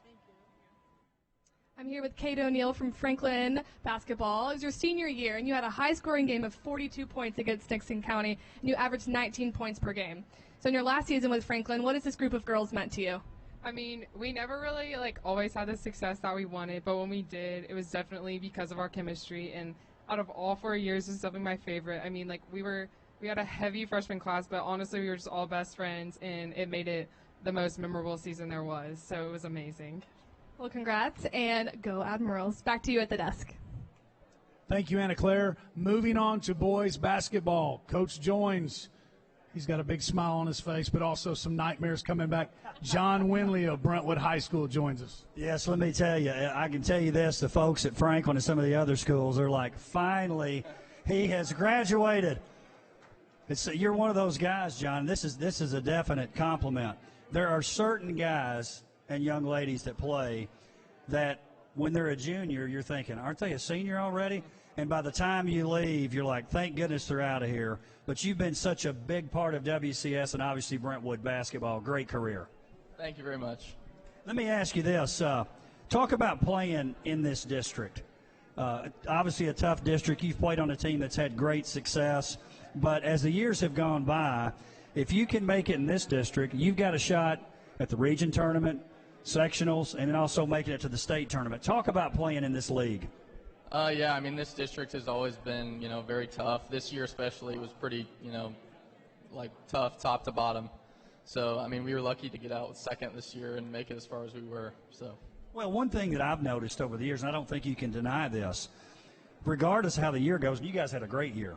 But when it comes tournament time, Brentwood basketball always steps it up. What is it about that? Is it something about the program, the belief in that name across the chest? Why does that happen? Well, I mean, a lot of the players this year looked at the teams from, 2014, 2015, and when they went to the state tournament, it kind of, made us want to do the same thing as they did. And so we kind of had a hunger and desire to do the same thing they did. Well, congratulations for for being here tonight. Congratulations on a great career. Good luck at the next level. Thank you. Back outside. Thanks, guys. I'm here with Kennedy Pendergrass of Fairview High School. And, you were the District 11 AA All-Defensive Player of the Year, so clearly you know a thing or two about guarding the ball. I want to know what your favorite memory was from this past season. Probably playing in the district championship and just the environment. That gym was very loud, and it was just a great game. So, well, it sounds like it was an awesome environment. You should be very proud of yourself. Congrats. Thank you, guys. Back to the girls category and girls wrestling.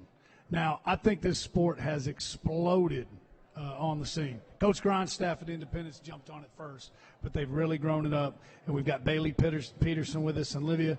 Ladies, talk about wrestling. What made you decide to get into it?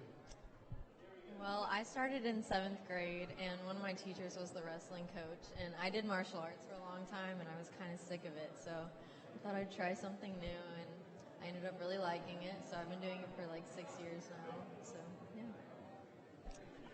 I started last year, and it was my freshman year, and I kind of it just grew on me, and I really loved it, and I love the team. We're really just like a family at Independence. Girls, what do you tell other females that this might be a little bit intimidating or a little bit out of their comfort zone?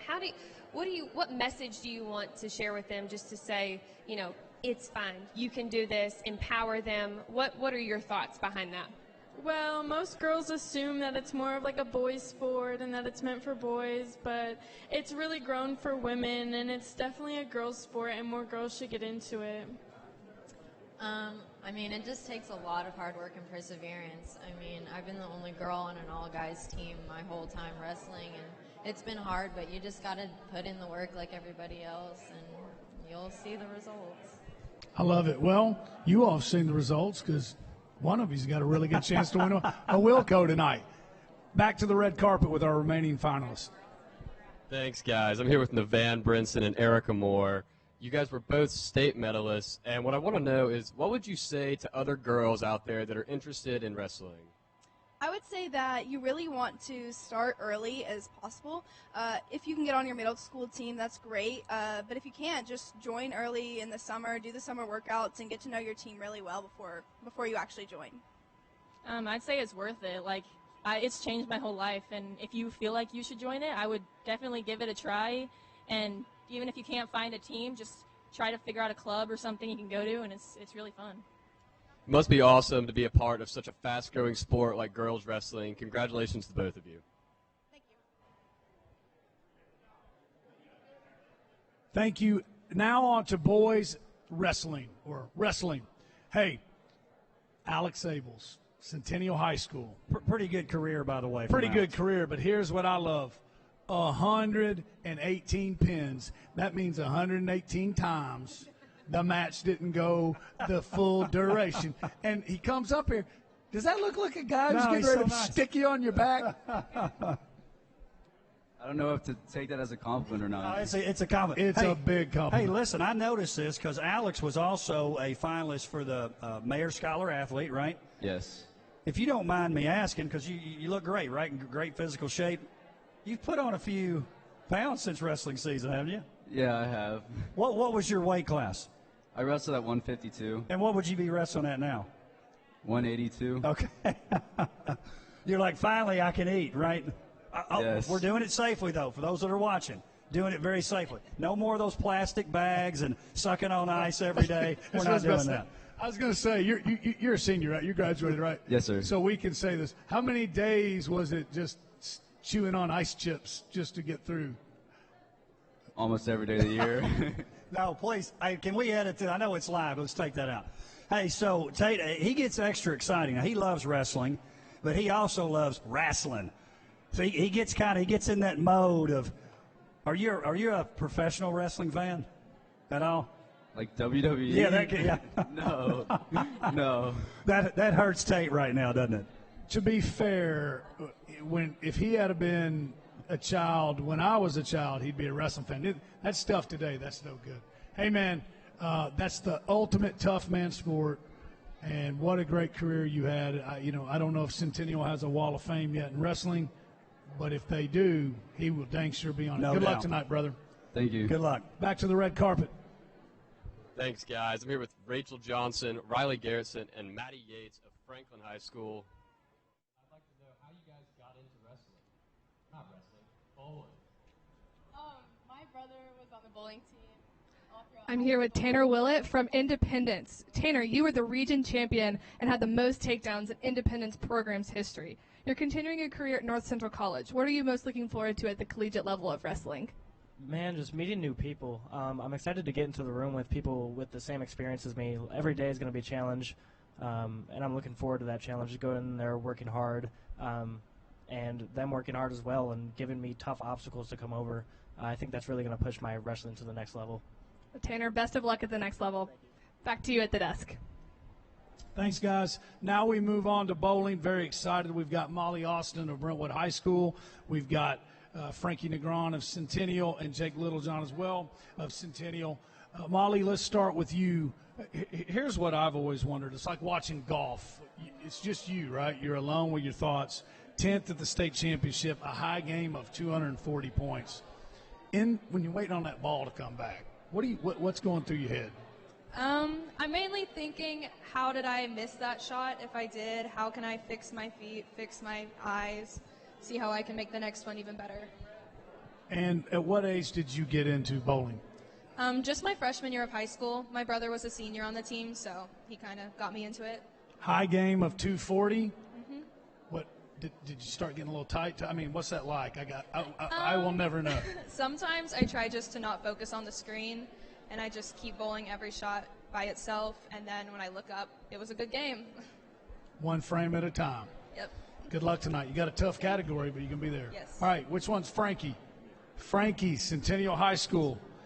I thought this was a typo, but Coach Joins doesn't do typos. High game of 289. What's a perfect game, Coach? 300. I mean, we got to know. We got to know. I don't know. It was just, I like the competition. It just makes it easier for me to bowl better. And I bowled a 300 before. I just messed up. It was a bad frame. Hey, let me tell you this, because I've been out to watch bowl. Very exciting. Another sport, very exciting. And, Jake, you'll agree with this. Frankie gets into it. He shows a little bit of emotion. I don't know if it's Pete Weber-esque, but I'm telling you, he gets into it. I love the emotion, Frankie. I don't know what to say. Hey, Jake, let's talk to you here just a second. You guys make it all the way to the state tournament. Talk about how exciting that was this year. It was incredibly exciting. I could have never predicted this happening. I don't know what else to say. It's cool. When did you guys start? When did you two start bowling? I started bowling about 4 to 5 years ago. Yeah, Frankie? I started bowling as a kid, and then I thought I'd try it again, and It's great. it got really good. Well, we're proud of you. We're glad you're here tonight. Good luck. Congratulations. We'll see you soon. Back out to the red carpet. Thanks, guys. I'm here with Riley Garrettson, Rachel Johnson, and Maddie Yates of Franklin. Three great bowlers. All three of you have rolled over 200, which is unfathomable to an average bowler like myself. So I want to know, how did you all get into bowling as a sport? My brother was on the bowling team all throughout high school, and so ever since then I kind of was interested in it. So. Honestly, Rachel just came up to me at lunch and asked if I wanted to go to bowling tryouts with her, and I said yes, so that's all. My 6th grade art teacher made me join the bowling team. Well, no matter how you start, even if it is a 6th grade art teacher, you've all turned it into a pretty great career here at Franklin. So congratulations to all of you. Back to you guys at the desk. Coach Quirk is excited. This is her favorite category She of the loves night. this category. Cheer dance. We got Maggie Carlisle of Summit, Laurel McLaughlin of Ravenwood, and Jessie Mae Merrill of Ravenwood. I don't think anybody got affected by pandemic COVID-19 quite like the cheerleaders and the dance team. But y'all never wavered. You were always there for your guys and your girls.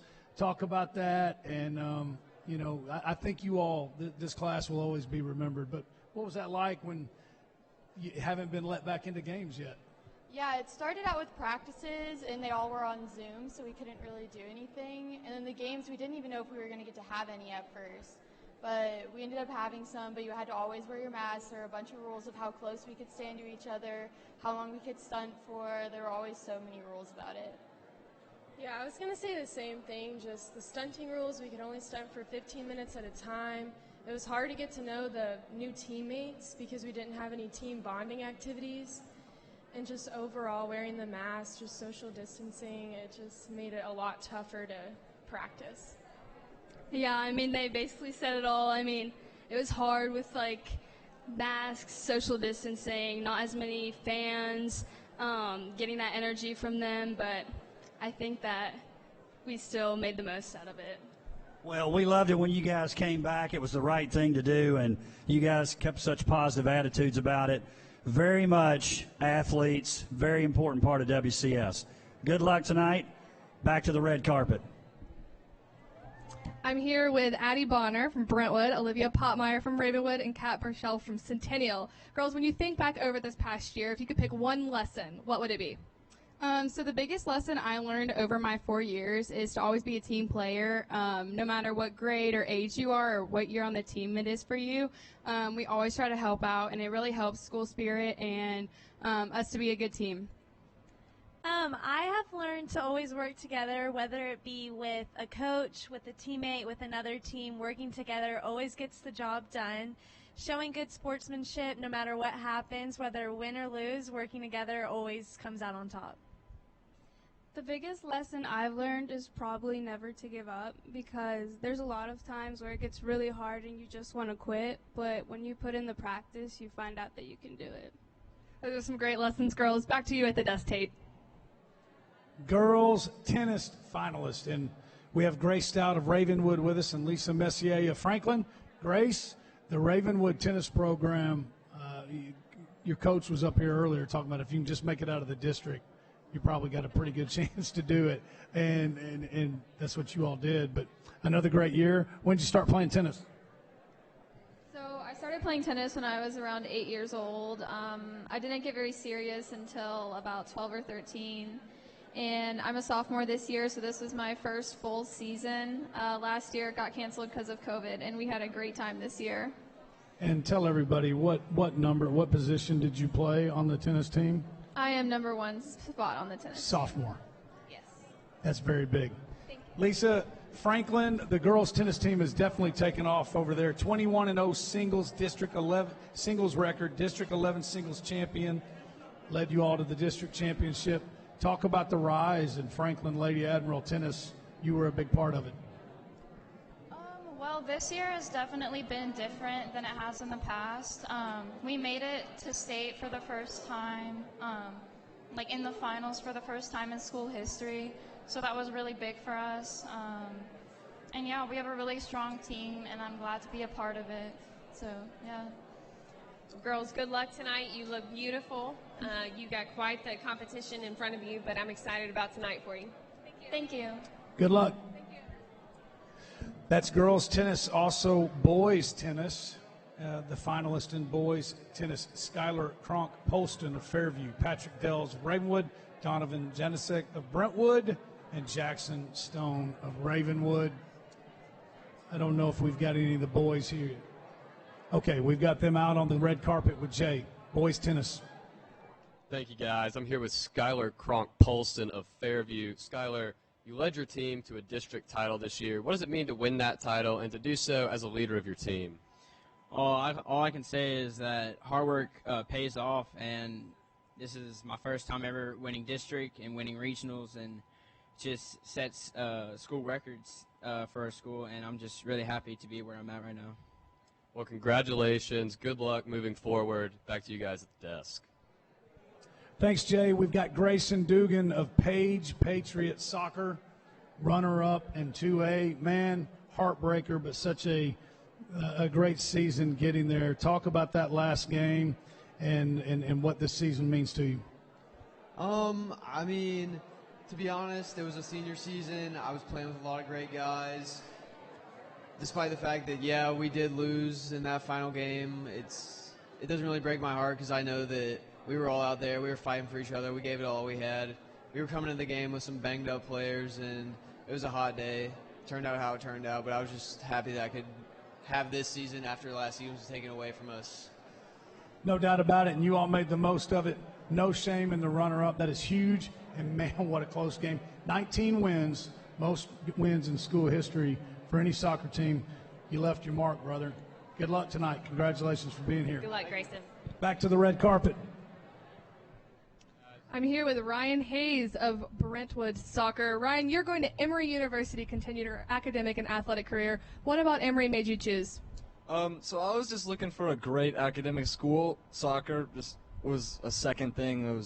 It's a great addition. I got into Emory, and the coaches are really great. Players have talked really highly of them, and ultimately that's why I chose Emory, because the coaches are great school. And my coaches, Coach P, all the coaches of my life they've led me to where I am now. And having another great coach can only lead me to more success. Well, Ryan, best of luck with you at Emory. Jay, over to you. Thanks, Anna Claire. I'm here with Bradley Whalen of Franklin High School. Bradley, you're taking your talents to the University of Alabama, Huntsville next year. What are you looking forward to most about joining that program at UAH? Well, I'm very excited to join the next level of soccer, the collegiate play. I'm excited to live on my own and start the rest of my life. Sounds like a good time. Looking forward to it. I'm sure you are. Congratulations. Thank you. Girls softball or ladies softball, another sport that we're pretty good at here in WCS. I would say we've got Avery Wismar of Ravenwood, Josie Polk of Page. Avery, I don't know if you watch the Sports Connection. You probably don't, but we're big Avery Wismar fans on there. I would always say if she's on the mound, we got a chance to win. 200 strikeouts. That's a lot of strikeouts. Arm ever get tired? At times, yes. Definitely the back-to-back games were difficult. Well, and I think there was kind of a resurgence of Ravenwood softball this year. You were obviously a big part of it. What was that? Just you all staying together the past few years, or you on the mound was a big part of it? Where'd that come from? I think the culture was really good this year. I had some phenomenal teammates behind me that really supported me, and I was able to take a leadership position and hopefully set a precedent that will continue with this program for many years. I think the girls are so talented. Without a doubt. Well, congratulations. Hey, listen, I've got one question for Avery, because this is a rumor now, Avery. She is a student at the EIC with Dr. Jeremy Qualls, and he told me that you said it's all about being a Willco finalist. If I can be a Willco finalist, I'm going to be pumped. Is that true? Absolutely. He kept showing me all of his coins and all of his pictures, and it just looked like the best thing. Hey, you've got your own coin now. Congratulations. We've got Josie Polk of Page. All right, now let's look at these stats here. Coach Goodwin, Coach joins. Batting average of 517. In baseball, if you bat 300, they put you in the Hall of Fame. On-base percentage, 564. Slugging percentage, 872. Stolen bases, 30. Is there anything on the softball field you don't do? No, I do it all. I don't know, what can I say? I'm so glad that this year went so well for me. I had so much support from my teammates and from my coaches, and I just overall had a really good season this year. Well, you did for sure. Headed to James Madison. Yes, sir. What went into that decision? I'm sorry? Why James Madison? Oh, the community there, it felt like a home. Everyone there was just family. It felt like family. The coaches were honestly so great. And I don't know, it just really felt like a home. It felt like I belonged there. Well, ladies, good luck tonight. Y'all had great seasons, and glad you can be here tonight to celebrate tonight. Back to Jay on the red carpet. Good job, ladies. Thanks, guys. I'm with Morgan Salmon of Brentwood High School. You're a senior. You just graduated. I know you probably had many great games throughout your career, but I want to know, what was your favorite game that you ever played in, and why? You know, my favorite game that I've ever played in is when we played Spring Hill, my past senior season, and we went into 9 innings. We ended up winning on 1 hit and 3 stolen bases, and that was the greatest game I've ever played. And I'll remember it for the rest of my life. Yeah, sometimes it is the craziest games like that that are the most memorable for sure. Thank you. Congratulations. Over to you, Anna Claire. I'm here with Elena Escobar of Summit. You were the WCS Pitcher of the Year and All Williamson County Pitcher of the Year. How confident were you entering the circle this year?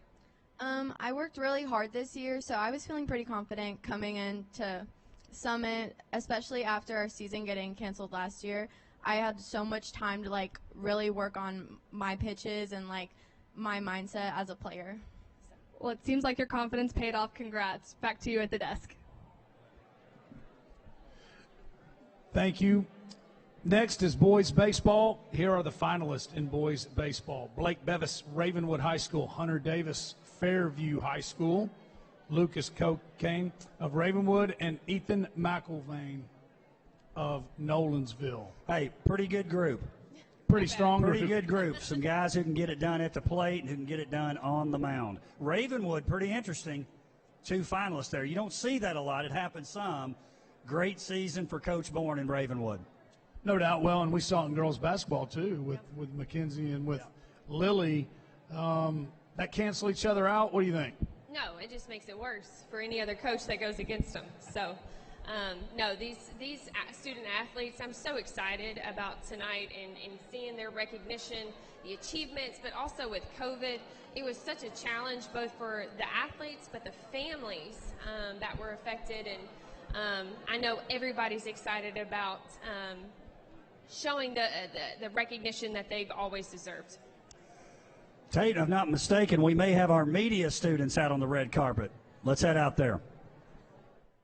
Thanks, guys. I'm here with Sarah Scott Cook of Franklin High School. I think it's awesome that we get to recognize the media students out here as well as the athletes. So, Sarah Scott, I wanted to ask you, what was your favorite project that you ever worked on during your time as a media student at Franklin? Yeah, I produced a weekly video series called Franklin Football the Vlog that kind of documented the whole game day experience at Franklin. And it was just really fun to capture that and have a thing to look back on and remember each week and each different game. The best one was the Franklin Ravenwood game when we won in the last 4 seconds. So it was really cool. Absolutely. I'm sure that was an awesome one, as that was an awesome football game for sure. Thank you for being here. Over to you, Anna Claire.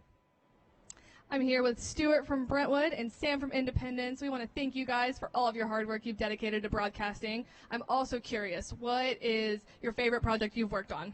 I'd definitely say my favorite would be the Brentwood High School hype video. So we did a hype video before homecoming, and I got to have a lot of close interactions with some of our players, get to know them a lot better, film some of the games, get on the sidelines, have some fun. And I think it was a really, eye-opening experience for me. I got to see a lot of the training they go through, and at the games, just getting some cool shots, putting it all together. It was pretty fun.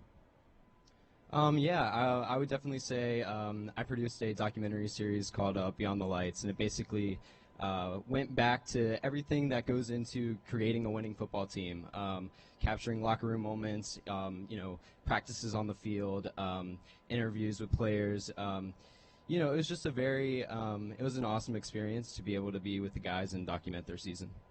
Sounds like you guys have been very busy. Thank you guys for all of your hard work. Back to you at the desk, Tate. Thank you, Anna Claire. Well, Coach, 7-18. Now listen. Dr. Qualls is trying to talk trash. He walked up and said, of course it's a little bit behind. Look, we're about 15 minutes off, which is about 35 minutes earlier from 2 years ago. So don't listen to him if he's trying to spread rumors out there. I see him out there with Major. But it was great. Listen, you're going to see them again with these backstage interviews. How about Anna Claire and Jay out on the red carpet? They got it done, didn't they, Tate? Rock stars. If this is what they want to do, they got a career. And, hey, we got something to do, but we got to say this. We were off last year. I think for being off a year, no rust. It's not a red carpet show without Carrie Goodwin here. She brings some class. And it's always going to be It's always going to be Coach to me. I hope you don't mind. I just had a wonderful time with you two tonight. I felt like it was home. It's family. I mean, I guess we just got to keep this thing going. It's going to be a good thing for a long time. Thanks to Mr. Terry Flowers for keeping us straight. Thank you for watching. This is a record. Stay tuned. It ain't going to be long. The Willcos are going to start. I think you need to relocate here pretty quickly. You too. Thank you for being a part of the red carpet show of the 2021 Willco's Award live from the Franklin in Franklin, Tennessee. Stay tuned. The awards show is next.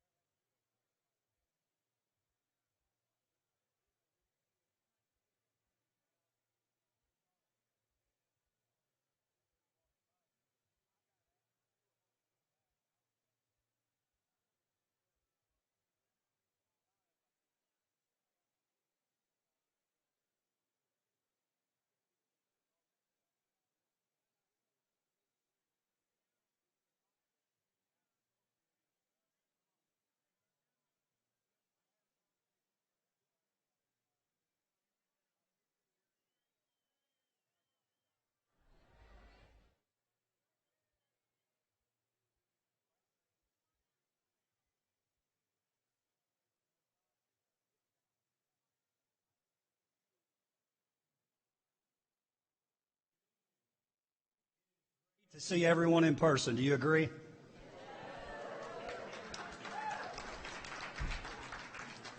Welcome to the 7th Annual Willco Awards presented by Walker Chevrolet. I'm Darren Joines, Williamson County Schools Athletic Director, and I'm joined tonight by my co-host, my co-MC, my partner in crime, Mr. Tate Matthews. Tate, it's great to be back in person.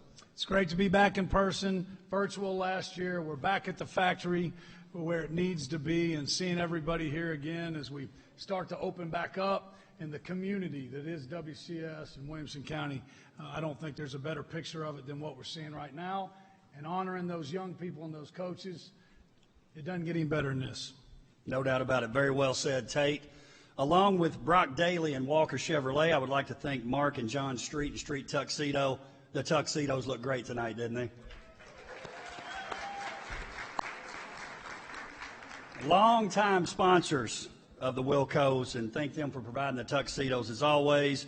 I'd also like to thank Creed Henderson and everyone at WCTV. They are live streaming tonight, so if you're watching via live stream, we appreciate those guys for making that happen. Also for Mark Parrish and the crew at MTSU. Tate, these sponsors mean so much to WCF Athletics. They mean everything, and the thing that I think is really neat about them, all of them have been there since the beginning. There is no Willcos without Brock Daly or Mr. Daly and Walker Chevrolet.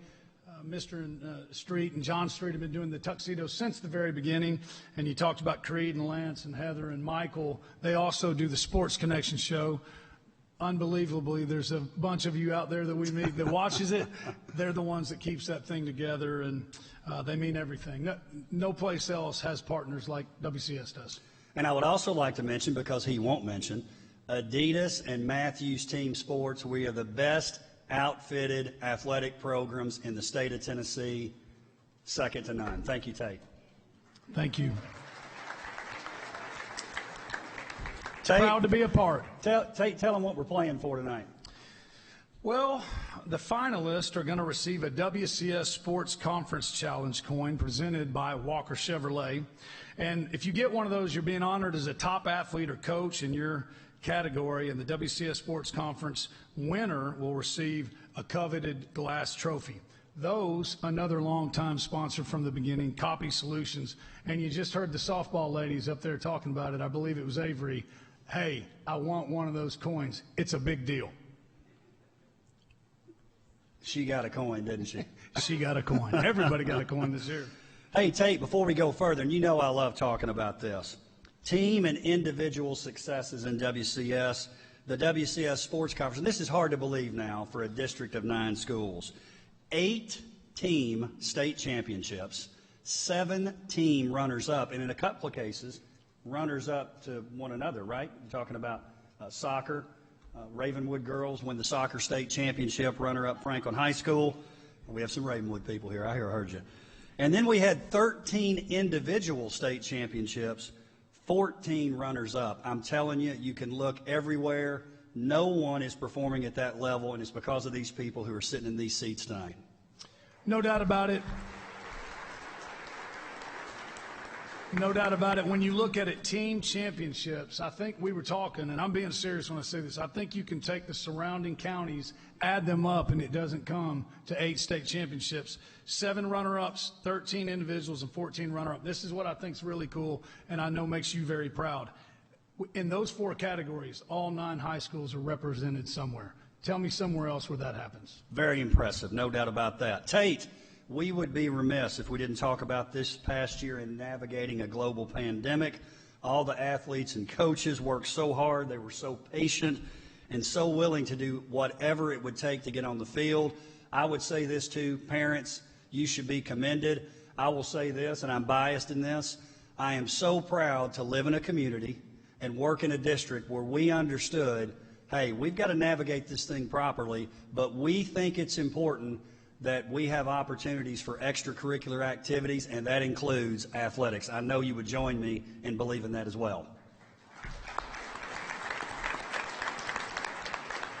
Yeah, it's a year that no one will forget. This class of 2020, 2021, they'll always be remembered as the pandemic class.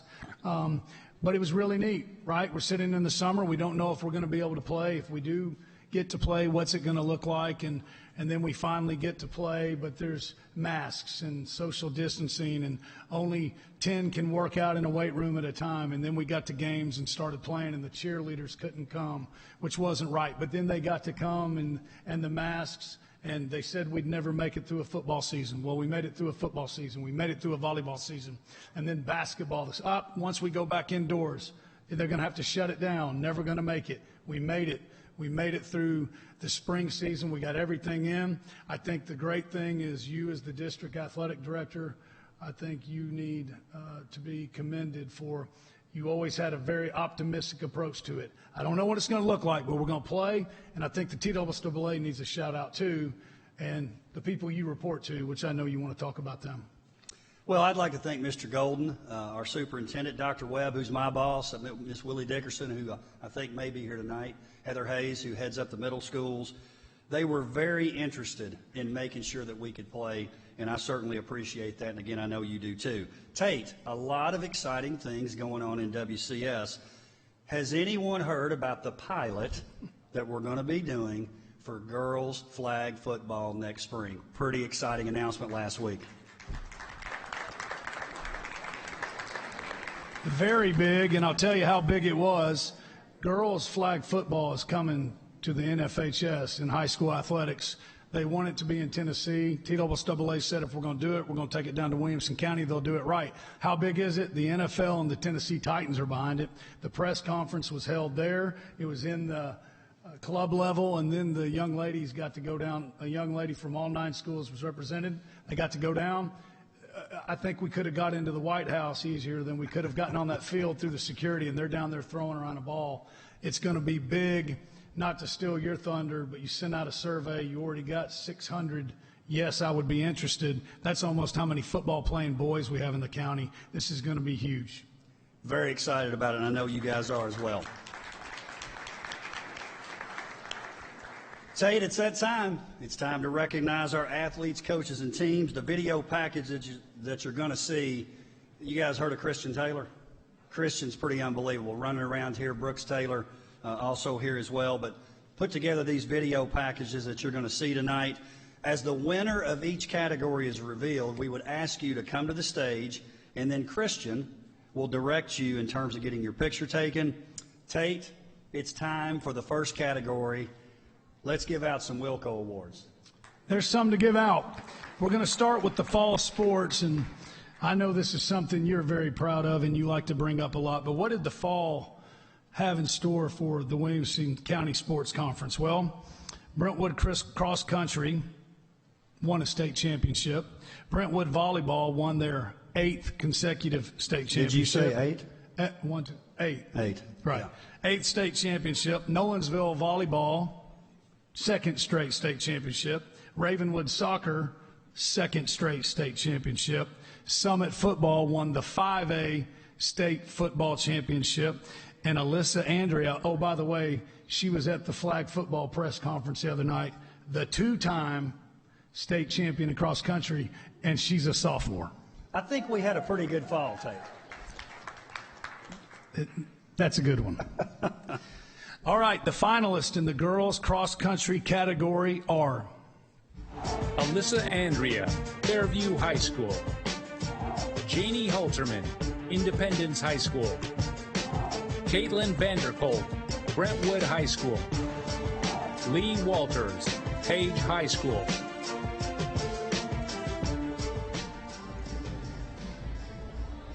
And the Willco goes to Alyssa Andrea, Fairview High School.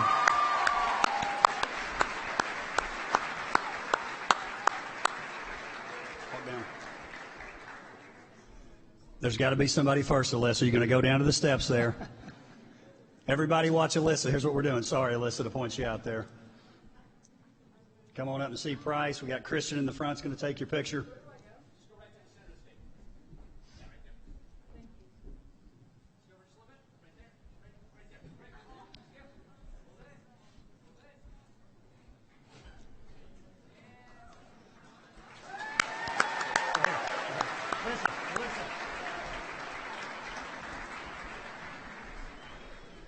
The finalists in boys cross country are Nick Beatty, Nolensville High School. Hudson Hurst, Franklin High School. Ryan Keaton, Fairview High School. Kevin Vanderkolk, Brentwood High School. And the Willco goes to Kevin Vanderkolk, Brentwood High School.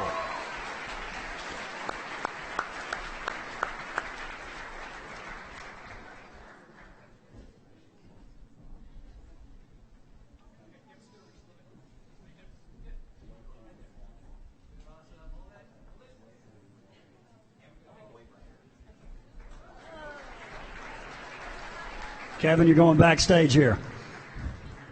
Yes.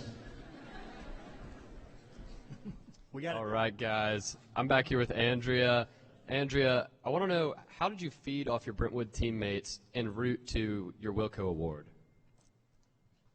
Well, it was Fairview. Huh? Fairview. I'm sorry. No, I'm sorry. I didn't want to call you out.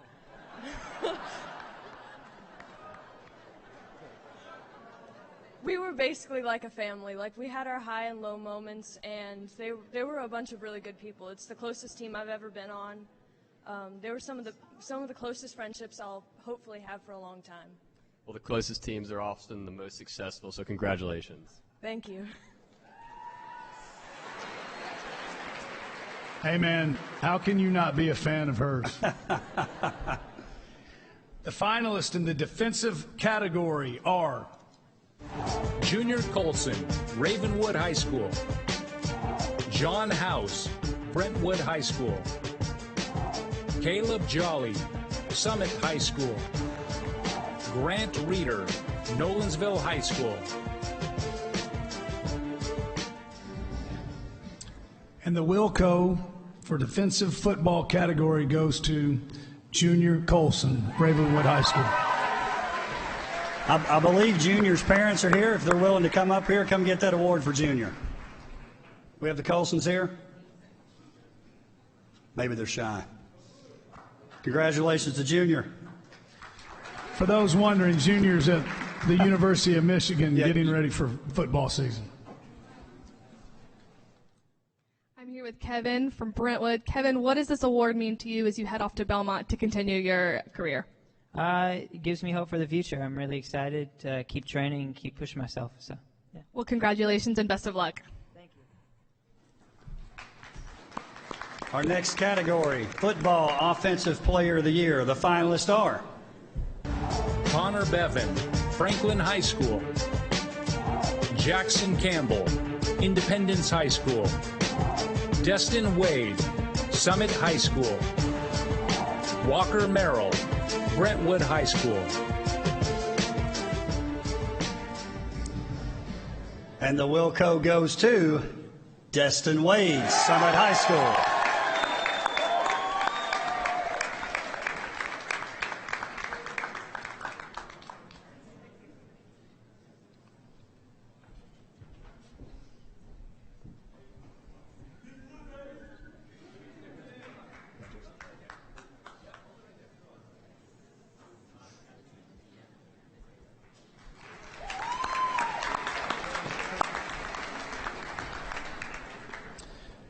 Next category, Football Player of the Year, and the finalists are Connor Bevan, Franklin High School.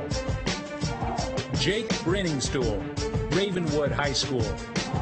Destin Wade, Summit High School. Cade Granzow, Brentwood High School.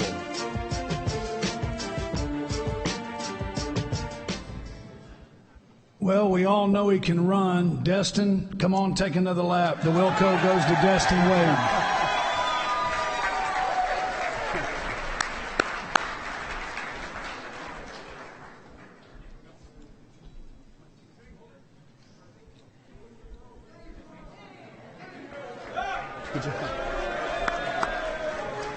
As Destin exits the stage, I want to take the time right now to thank our athletic directors and principals from each school. They're doing the hard work there at the school level, and we need to recognize them. Brentwood High School, Joe Blair, Kevin Kydell. Centennial High School, Matt Kreisky, Megan Sanders. Fairview, the Jones brothers, not really, Ricky and Kurt Jones. Franklin High School, Jay Johnson, Shane Pantal. Independence, Mary Beth White, Nikki Patton. Nolensville, Zach Hudson, Bill Harlan. Page, Benji Gray, Katie Hill. Ravenwood, Andy Elrod, Pam Vaden. And Summit High School, Chad Kirby, Sarah Lamb. Coach, a good friend of mine, probably the best football coach I know, he once told me, players and coaches win games. Great administrations win championships. We've won a lot of championships in WCS, and that right there, I think, kind of sums that quote up. No doubt about that, Tate. And keeping in mind, too, all 9 high schools represented, so we could say that across the board. So great job by the administration, including the athletic directors. The next category, backstage. Thanks, guys. I'm here with Destin. He's only holding 1 award. He actually won 2. So, Destin, I'd like to ask you, is there anyone that you'd like to thank? I'd just like to thank God for giving me the abilities to play. I'd like to thank my parents, my coaches, and especially my teammates. So, yeah. Well, congratulations. Thank you for being here.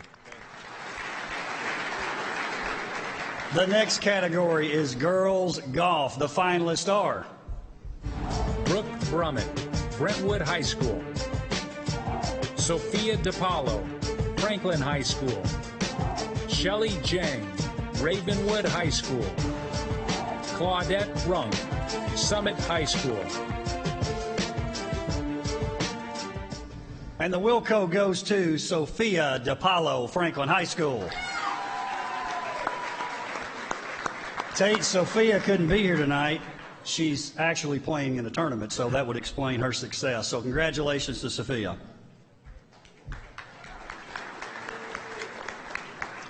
And now for the finalists in boys golf category. The finalists are Harrison Akers, Franklin High School. Colin Alexander, Ravenwood High School. Grant Clark, Page High School. Troop Wallace, Brentwood High School. And the Willco goes to Troop Wallace, Brentwood High School.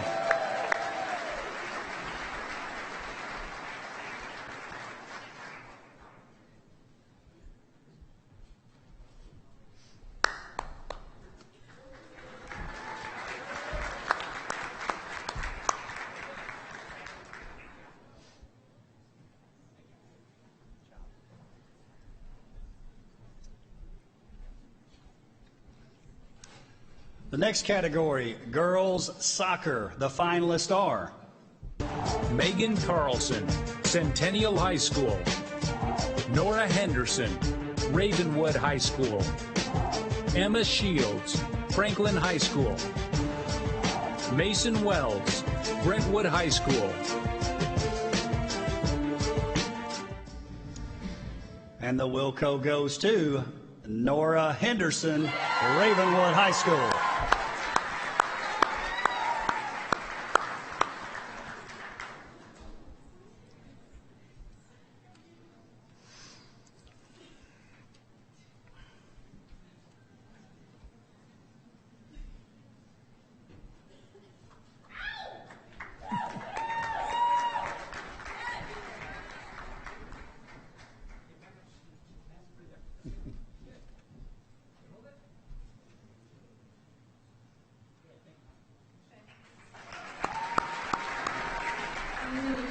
Brentwood, Troop, you were the 2020 district champion. What does this award mean to you tonight?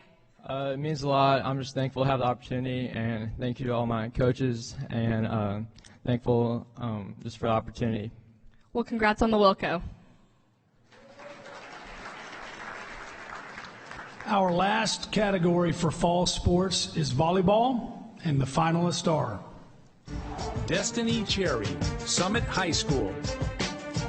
Shay Eggleston, Brentwood High School. Charlie Fulton, Nolensville High School. Lauren Starkey, Nolensville High School. And the Willco goes to Shay Eggleston, Brentwood High School.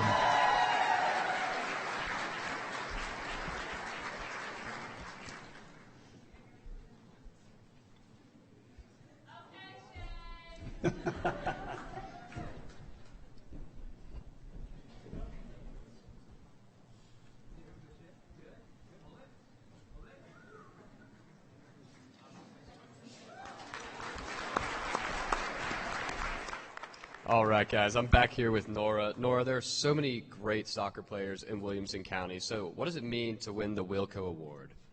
I mean, wow, I'm so honored, but most importantly, I just want to give my respects to everyone this year. We had such an amazing season for our team, and I mean, all the great teams we played against. I couldn't ask for a better season. I'm so thankful. Well, congratulations. Thank you so much. Tate, one thing I would mention, and Noah reminds me of this, and I know Dr. Qualls, who we'll bring up here in just a second, one conference, one goal. The young ladies playing soccer, I noticed on the red carpet, they talked about that a lot. We compete hard against one another, but we support each other too.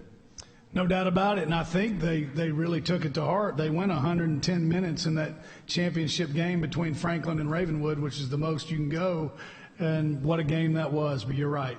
One conference, one goal, and means more. I think that sums it up. Let's go backstage. Thanks, guys. Shay, if I were to list out all of your accomplishments, we'd probably be here all night, but we don't have time for that. So how does it feel to win this last Willco Award? It feels amazing. I'm really glad I could finish out my high school career with this. It's always a great event to come to every year, so it means a lot. Well, congratulations. Thank you.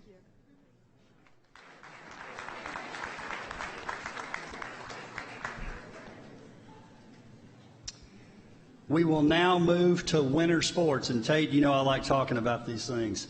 Yes, in the winter, we have anybody from Fairview High School here tonight? The school's first team state championship with the wrestling program.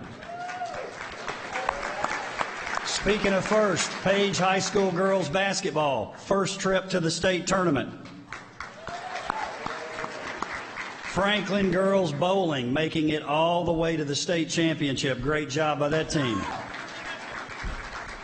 And Riley Bennett from Fairview also breaking through with an individual wrestling state championship after 3 consecutive runners-up. What a winner we had, Tate Matthews. No doubt about it, and you talked about cheering for your teammates or your friends from your other schools. The other thing we've got here, our coaches love our sports. Anybody who just listened to the red carpet show, if Coach Derek from Fairview Wrestling didn't get you fired up, you need to check your pulse. That man loves wrestling.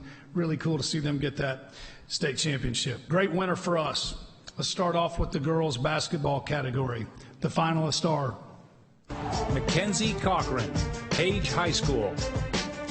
Kate O'Neill, Franklin High School. Amelia Osgood, Brentwood High School. Lily Wilkin, Page High School. And the Willco goes to Lily Wilkin, Page High School.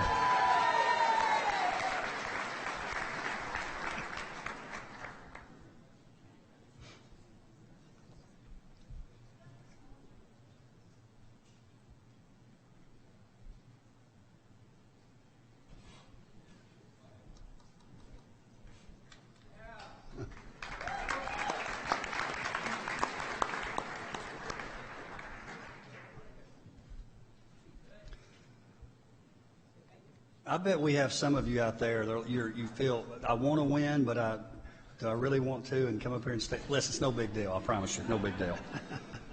You'll be glad you have the pictures later, trust me. Next category, boys basketball. The finalists are Nick Dang, Ravenwood High School. Reed Kemp, Franklin High School. Kennedy Pendergrass, Fairview High School. John Windley, Brentwood High School. And the Willco goes to Reed Kemp, Franklin High School.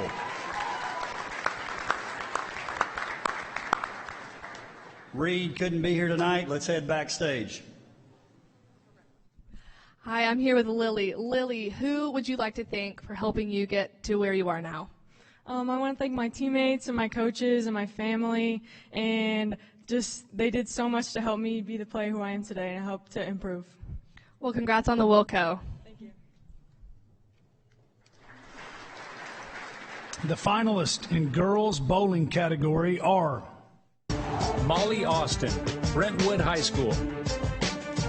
Riley Garrettson, Franklin High School. Rachel Johnson, Franklin High School. Maddie Yates, Franklin High School. And the Willco goes to Molly Austin, Brentwood High School.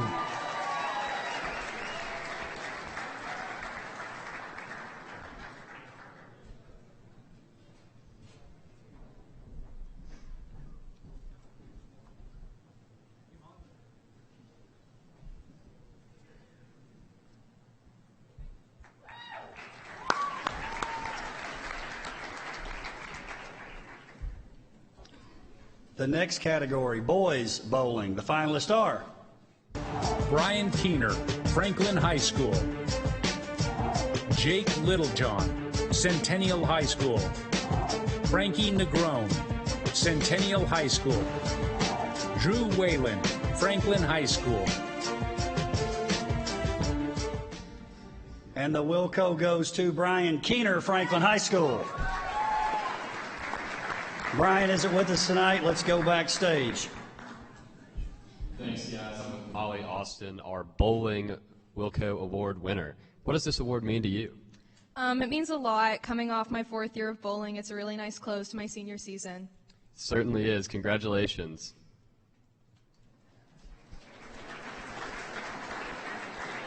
The finalists in the cheer category are Maggie Carlisle, Summit High School. Abby Jordan, Brentwood High School. Laurel McLaughlin, Ravenwood High School. Jessie Mae Merrill, Franklin High School.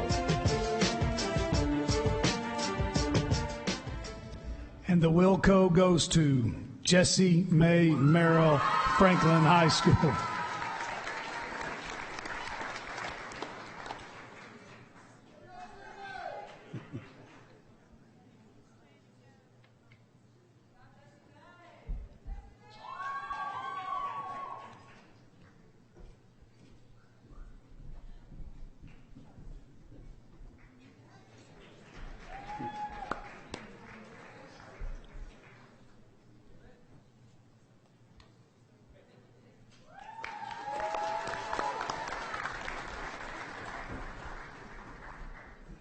The finalists in the dance category are Addie Bonner, Brentwood High School.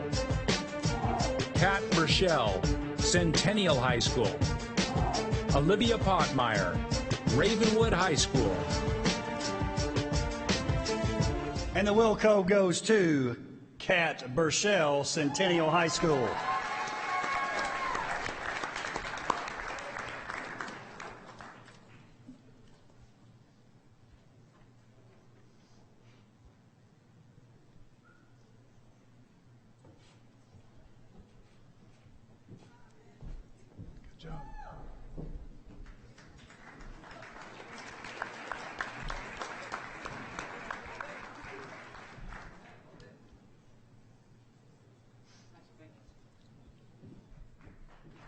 I'm with Jesse from Franklin High School. Jesse, talk to me about your senior season that got you to get this Willco tonight. It was a crazy year with the pandemic, but I mean, from football games to competitions and everything, I just loved like the season ending, and yeah. Well, congratulations. Thank you. The finalists in the girls wrestling category are Nivea Brinson, Summit High School. Livia Kalingos Spain, Fairview High School. Erica Moore, Brentwood High School. Bailey Peterson, Independence High School. And the Willco goes to Bailey Peterson, Independence High School.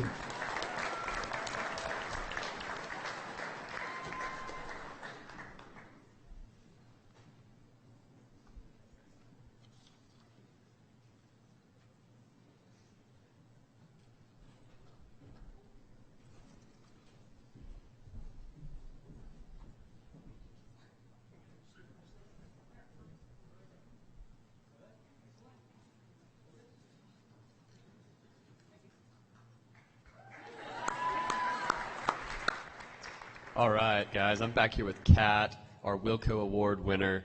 Is there anyone that you'd like to thank that helped you along the way to achieving this award? I'd like to thank my family and my teammates, and especially my coaches for always pushing me to do better. It's always about the people around you. Congratulations. Next up, boys wrestling. Your finalists are Alex Abels, Centennial High School. Riley Bennett, Fairview High School. Riley Lippincott, Nolensville High School. Tanner Willett, Independence High School. And the Willco goes to Riley Bennett, Fairview High School.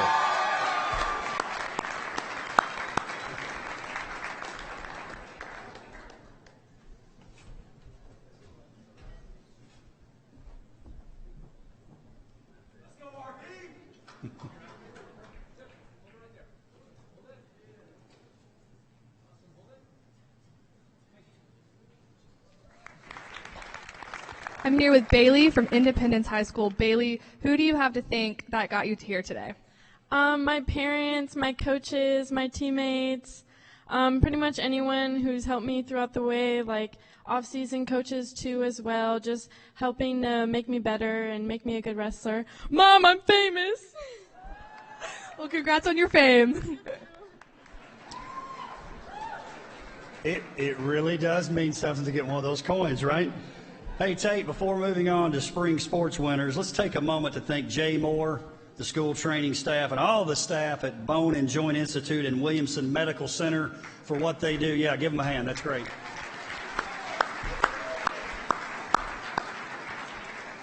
They do a lot for our student athletes, over 5,000 student athletes in WCS. They're always a key partner, always, and you see those names listed up there. But Tate, this year was especially important. No doubt about it. With everything we had to go through just to be able to play, they did such a great job. They're always there. They're early. They're late. And trust me, including your coaches, that's what makes them great. They've got a servant's heart. Nobody wants your kid, their athlete, back on the field or back on the court more than Jay Moore and his staff. Servants. Thank you. Riley, congratulations. I know it took a lot of hard work to get to this point, so I wanted to know, what does this award mean to you? It means a lot to me. I mean, I've been working hard for 4 years and finally won the state championship, and I would just like to thank God, my family, my coaches, my community for supporting me. Well, a state championship and a Willco award is certainly a great way to go out. Congratulations. Coach, are you tired of talking about championships? I am not. In fact, why don't we talk about the spring a little bit? Tate, go ahead. Are y'all tired of talking about championships? No, we're not. Well, here's what the spring saw. Team championships, 2, Ravenwood boys tennis, Brentwood girls track. Team runner-ups, 2, Franklin girls tennis, Page boys soccer. What did Summit softball do with their first trip to the state tournament? They placed 3rd. Nolensville and Ravenwood girls track placed 3rd. They tied for 3rd. Remember, Brentwood girls track won it. Let's talk individual championships. 11, 10 in track, 1 in tennis. Individual runner-ups, 10, 9 in track, 1 in tennis. WCS Sports Conference was well represented in the borough in the spring. No doubt. What a great spring fling. In fact, Tate dubbed it, we have our own spring fling a couple weeks before that happens. And if you said this, Tate, I apologize, but semifinals, Nolensville baseball, Franklin boys soccer. If you mentioned it, I apologize. I missed it. Thank you. Okay. Sorry, Coach Hudson. Hey, let's talk about some finalists. Let's start with the category of baseball. Blake Beavis, Ravenwood High School. Hunter Davis, Fairview High School. Lucas Koshin, Ravenwood High School. Ethan McIlvain, Nolensville High School. He couldn't be here tonight because he's playing baseball right now. Ethan McIlvain, Nolensville High School.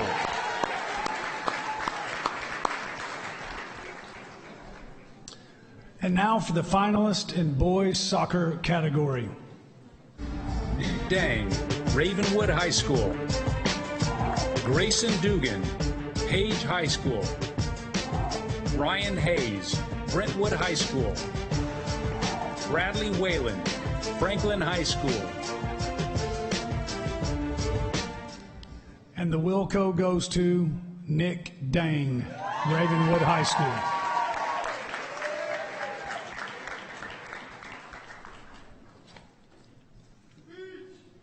Now, we have a very informal award process going. It's on best looking jacket. I think Nick's going to be a finalist in that too. What do you think?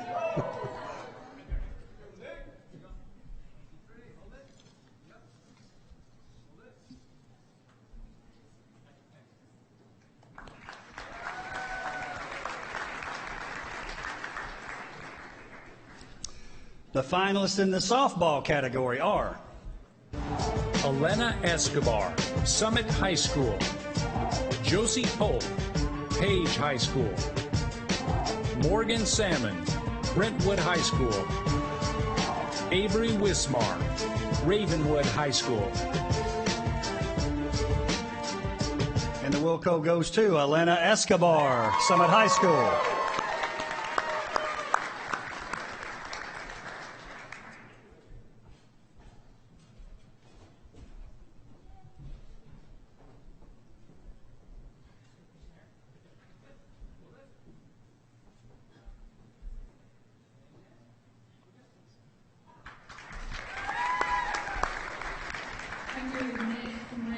As a senior, what does this award mean to you? It means a lot. I think it's just a great send-off for our senior year, and I can't wait to get back on the field next year at Lipscomb. Well, congratulations and good luck at the next level.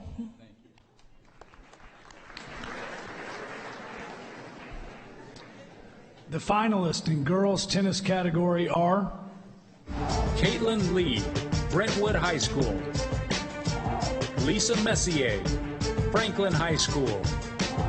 Grace Stout, Ravenwood High School. Lauren Terry, Fairview High School. And the Willco goes to Lisa Messier, Franklin High School.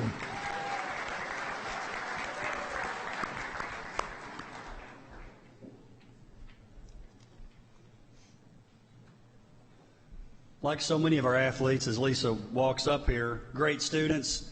Didn't look like she was going to be able to make it tonight because she was at governor's school, but she made it back. Glad she did.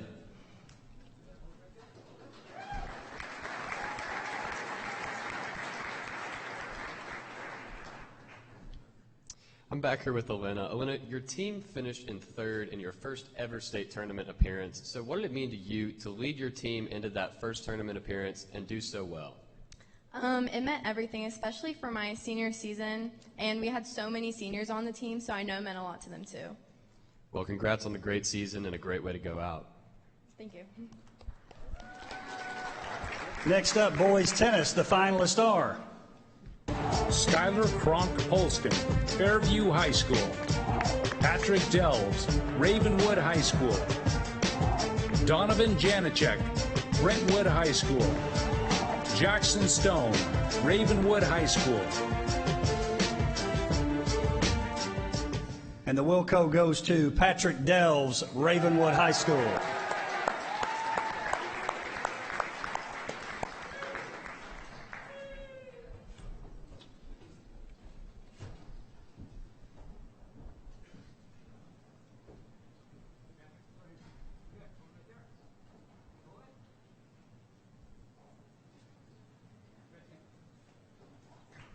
I'm with Lisa from Franklin High School. Lisa, who would you like to thank to help you got the Willco? I really think I have to thank my parents, coaches, and teammates, especially since this season was one of our best, and last year we didn't have much of a season. So I wouldn't be where I am today without them. Well, congratulations on the Willco and a great season. The finalists in the girls track category are Elise Dobson, Nolensville High School. Reagan Grimes, Ravenwood High School. Holland Powers, Brentwood High School. Lee Walters, Page High School. And the Willco goes to Holland Powers, Brentwood High School.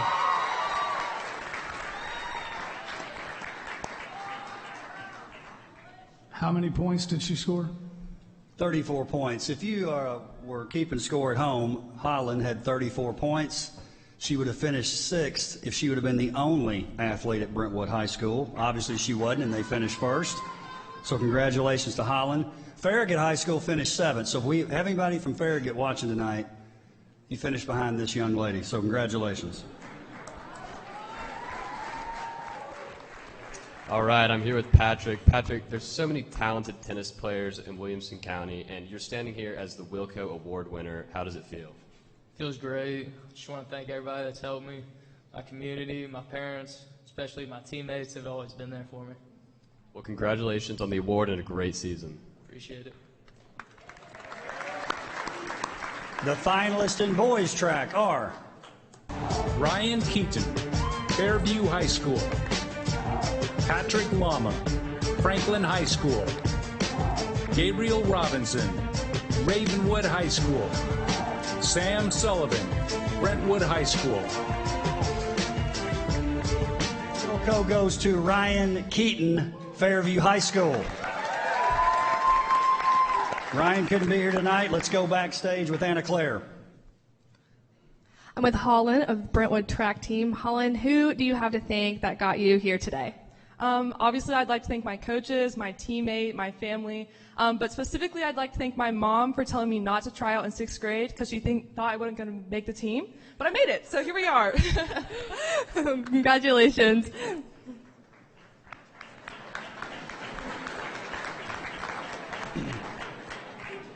That's a great story. That wraps up spring sports. Man, what a spring we had. Hey, Coach, before we move on, speaking of longtime partners, because that's what they are, partners that the WCS Sports Conference has had, we'd be remiss if we didn't mention Peter Vaquet, Jacob McDaniel, and Chris Barnes at Springtree Media. They've been with us since the beginning. Thank you for their work tonight.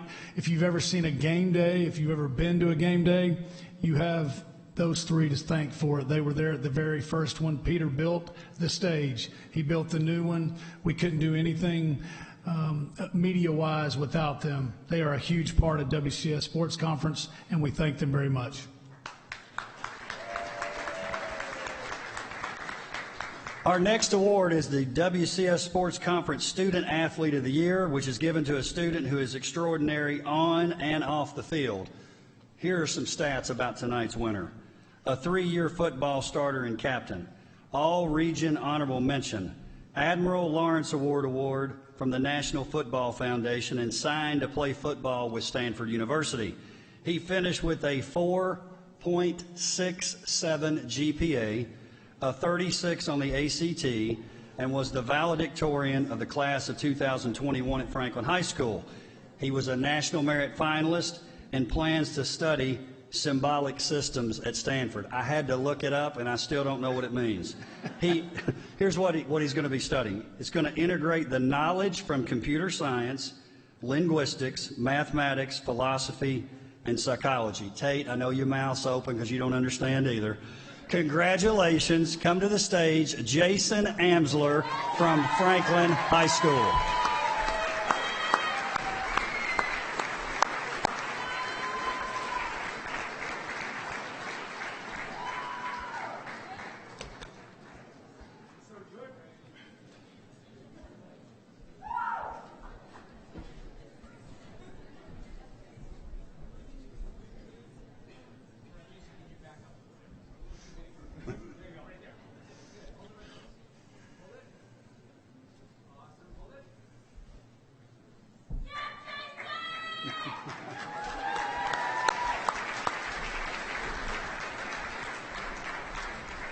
Our next award is the Mayor Builders Sportsmanship Award. Please give a round of applause to John Mayer as he joins us on the stage. We want to thank his wife, Margie, their son, Jack, and his wife, Liz, who are also here tonight. Mayor Builders supports student athletes in Williamson County, maybe like no other. They recently awarded $2,000 to 4 student athletes in Williamson County. They have recognized students through the John Mayer Builder Scholarship. There we go. For 15 years, John Mayer Builders supports the Willco Awards by awarding a $5,000 scholarship to a student athlete who has been the ultimate teammate, professional advocate for the school on and off the floor, and has not received an athletic scholarship. Before I talk about tonight's winner, I think it is important, and we appreciate Mr. Mayer and his family. I think it's worth mentioning again. For 15 years, and it's beyond this award, recognizing scholar athletes in Williamson County schools, and just a couple of weeks ago awarded $2,000 to 4 different athletes. That deserves a hand. Thank you, John Mayer Brothers.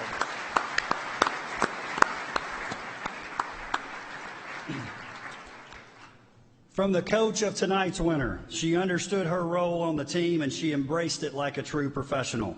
There was never a game she wasn't cheering as loud as she could, echoing the coach's plays and calling out defensive rotations. You could count on her to knock down a three-pointer or a baseline jumper when her name was called. I genuinely believe she will become a great coach if she chooses that path. From the school's athletic director, she's a great teammate. She never started a game and sometimes entered late in the game. She was the loudest teammate on the bench, never complained about her role. She finished with a 4.07 GPA, named a magna cum laude, and will be studying exercise science at Memphis University. Please welcome to the stage the Mayor Builders Sportsmanship Award winner from Brentwood High School, Kai Jones.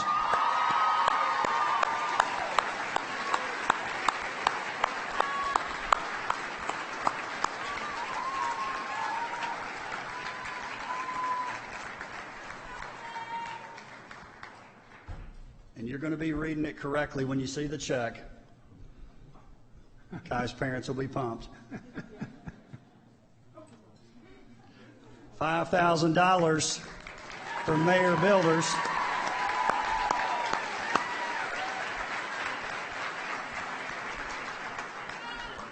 Thank you. Our next award, this is the first time we're doing this. We talk about this a lot. The multi-sport athlete. We have lots of multi-sport athletes in Williamson County, and I've always said this: if you want to play one, play one. But if you want to play three, play three. I think we've got a lot of multi-sport athletes in this district. In fact, I went and did the research before.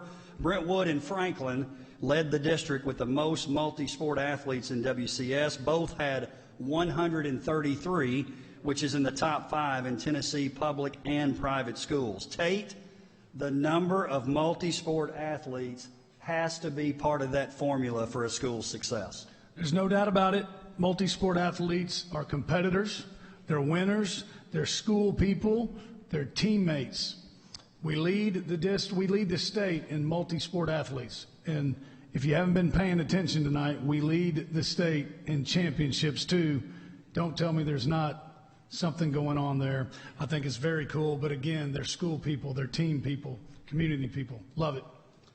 Again, tonight we're recognizing for the first time at the Willco Awards one of our athletes who plays and thrives in a number of sports. Now listen, you're going to hear this and go, it can't be true, but it is.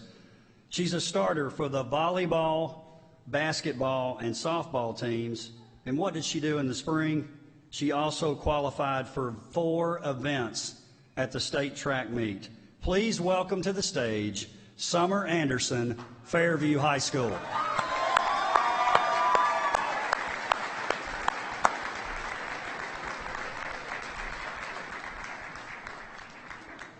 And word on the street is Chris Hughes has already started recruiting Summer to play on the flag football team next spring, which I'm sure we'll see her there too.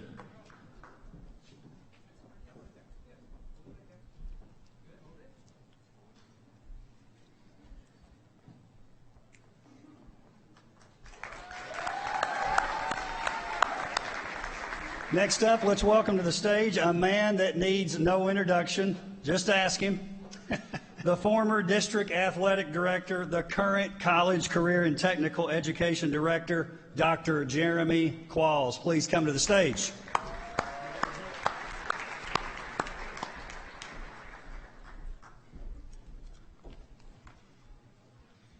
Thank you. For those that have been to this event would know that it would not be the Willcos without me telling a Major story. And Major's my oldest son. He's been with me since, obviously, since the first Willcos. And he usually picks me apart on the way home, Coach Joins. He was pretty upset that you didn't introduce him on the red carpet tonight. But he did lean over tonight and he said, "They're better than you, Dad." And you guys have done a fantastic job up here. Give these two guys a round of applause for what they've done. This is an incredible event. The hard work that goes into it, Coach Joins is to be commended. His staff, everybody that's with him behind the scenes, thank you for doing what you do. Someone once asked me when I was district athletic director, who would be the first hire that you would make at a high school? Would it be an athletic director? Would it be the football coach? Would it be the basketball coach? And I said without hesitation, it would be a great media teacher. And they looked at me funny. And they said, "Why would that be?" I said, "Because when you cast a vision, you got to have somebody that can tell the story." And we have some unbelievable talented teachers in the media programs, and I would like to mention them briefly. Ronnie Adcock, Brentwood, Ashley McKinney, Centennial High School, Bob King, Fairview, Kerry Thompson in the truck out back, Franklin High School, Matt Balzer, WCS Teacher of the Year, Independence, Brian Bass, Nolensville, Terry Flowers out back in the truck helping, Page, Chelsea Kite, Megan Sanchez, Ravenwood, and Patrick Nichols, Summit. Please give those folks a round of applause.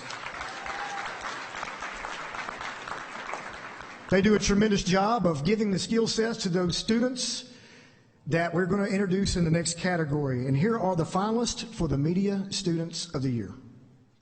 Stuart Beaton, Brentwood High School. Ryan Griggs, Page High School. Sarah Scott Cook, Franklin High School. Sam Wild, Independence High School. And the Willco goes to Sam Wild, Independence High School.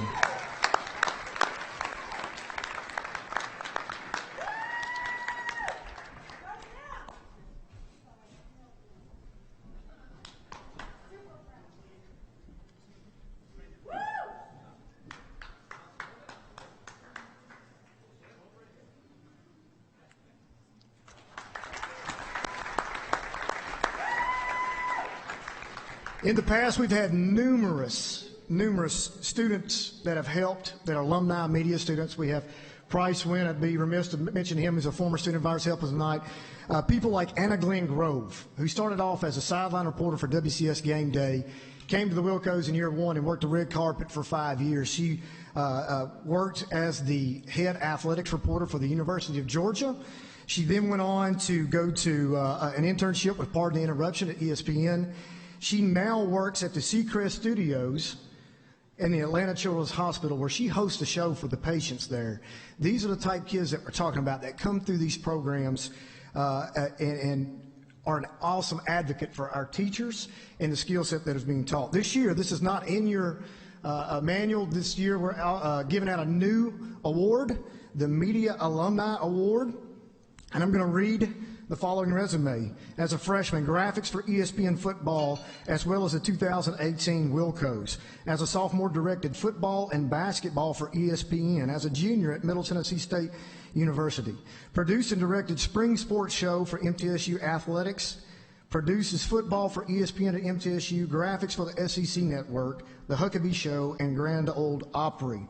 This year, the first ever Media Alumni Willco goes to Ryan Tyler. 6, 5, 4, 3, 2, ready green. Roll green music. It's a one-point ball game here in Murfreesboro thanks to some ridiculously hot shooting from December, and then an older one here that's had some experience. Effect. Roll, clear, animate. Ready 6 with keys to the game again. Here we go. 5, 4, 3, 2, 1. We're clear. All right, good job, guys. And we are clear. Hello, everyone. I had no clue about this, so thank you very much. I knew something was a little funky. I heard my intercom go over a program at one point, so I was like, okay, something's a little weird. But thank you very much. I had no clue about this. The media department in Williamson County is just, it's insane. The amount of stuff I learned there at Brentwood, shout out to Mr. Adcock, is incredible. He gave me the ability to say, here's all the equipment you need, go learn and go do, which is, without saying, it's incredible to just, be able to figure out what you need to do and go learn. And that really put me ahead in, going to college at MTSU. So as well as Williamson County, at MTSU, their media program is outstanding. So if you're looking to go somewhere and you're a media student, go to MTSU. So thank you very much. I don't know where I'm going to this. I guess I'm going back to Jeremy here or Darren. So this got me out of my element of directing, so I'm not normally in front. So ready, camera 7, take 7. Thank you, everyone. Give Ryan a big applause. He's in the truck. Let him hear you. That's pretty cool.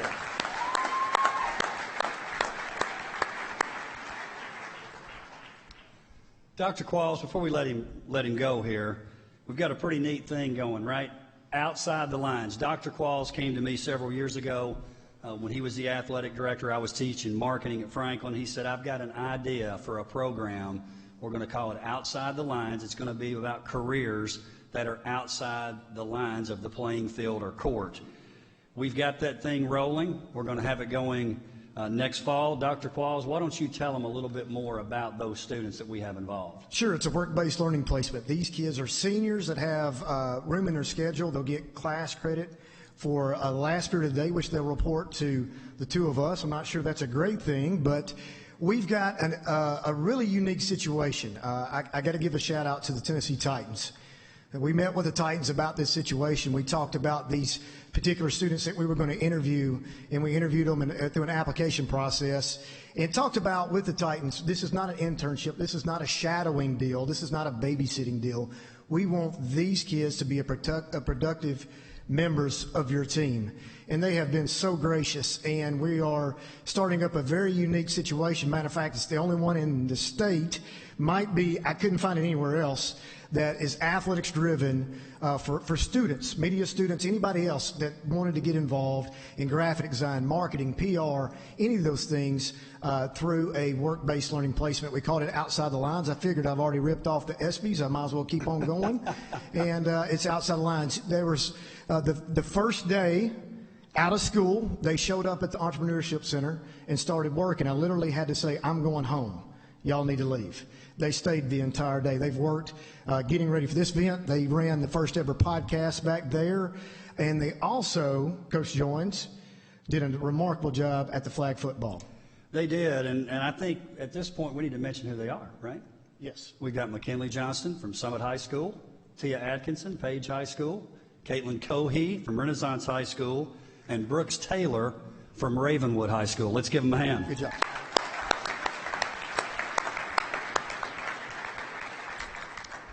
Let's talk about that work that they did with Brooks. There's a pretty special video that's out there. I don't know if you've seen it, but Brooks actually shot the footage. He put it together in a couple of hours after the press conference. He did. And an interesting thing is I was texting some of those guys from the Titans. I was like, have you seen this? I want to make sure you see this. And I just got one response back, and they were like, wow. To the point that I'm happy to announce that the Outside the Lines group have been selected to produce and edit the Jacksonville Jaguars game in December. So it's really cool. So anytime you get to throw that kind of stuff on a resume, it's pretty neat. We got some of the Titans representatives here today, and I want to say thank you publicly for your partnership on this program. Let's take a look at some of that work that Brooks put together.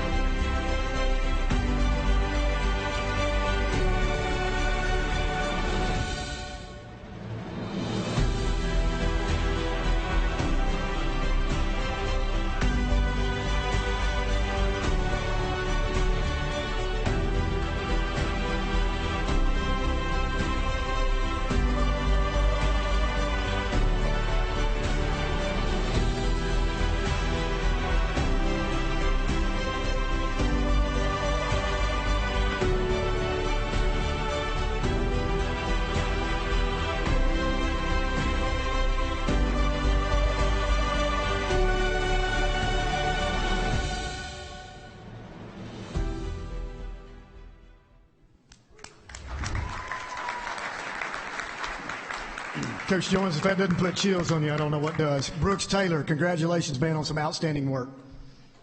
Great job. And Dr. Qualls, before you leave, I like to tease Dr. Qualls, but he actually is. He's a really, really humble guy. And one thing I want to do while he's up here, I just thought it was fitting to talk a little bit about him when he was in this position. A couple of years ago, he actually produced the last Willcos. And I went back and watched that, and of course he knew he was leaving this position, so it was kind of awkward for him to maybe talk about it. In fact, every time I talk about what a great job he's done, honestly, he's a little embarrassed about it. I can see him out of the corner of my eye. I think his face is probably getting a little bit red, too. When Jeremy Qualls came to Williamson County Schools, he sat down with the coaches and said, what are the issues you're having? They listed them off.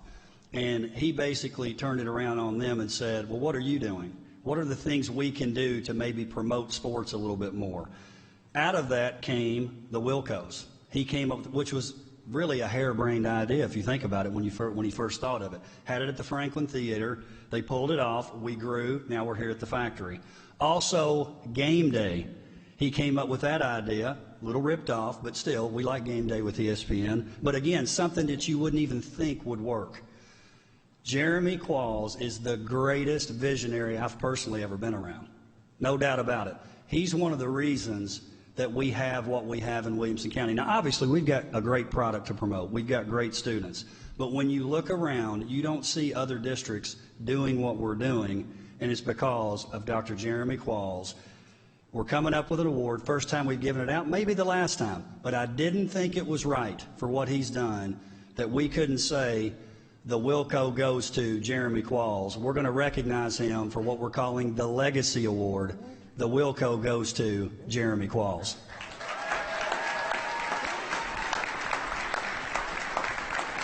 And the pictures up there say it all. You got the Tux, game day in his element. Somehow I figured out to make this thing still about me. I appreciate it. You got to come to the middle, Dr. Qualls.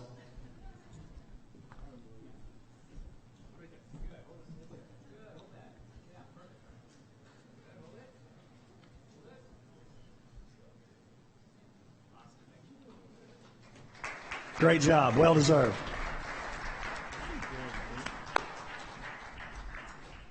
Darren, I got to say this, and I mean this with the utmost respect when I say it. The good Lord broke the mold when he made Jeremy Qualls. There's only one. Passion, energy, vision, like you said. I mean, he got me fired up just listening to him there. The guy can do it, man. He's one of a kind for sure. No doubt. Tate, let's talk about that media, the WCTV Play of the Year, right? You ready for that? I'm ready. You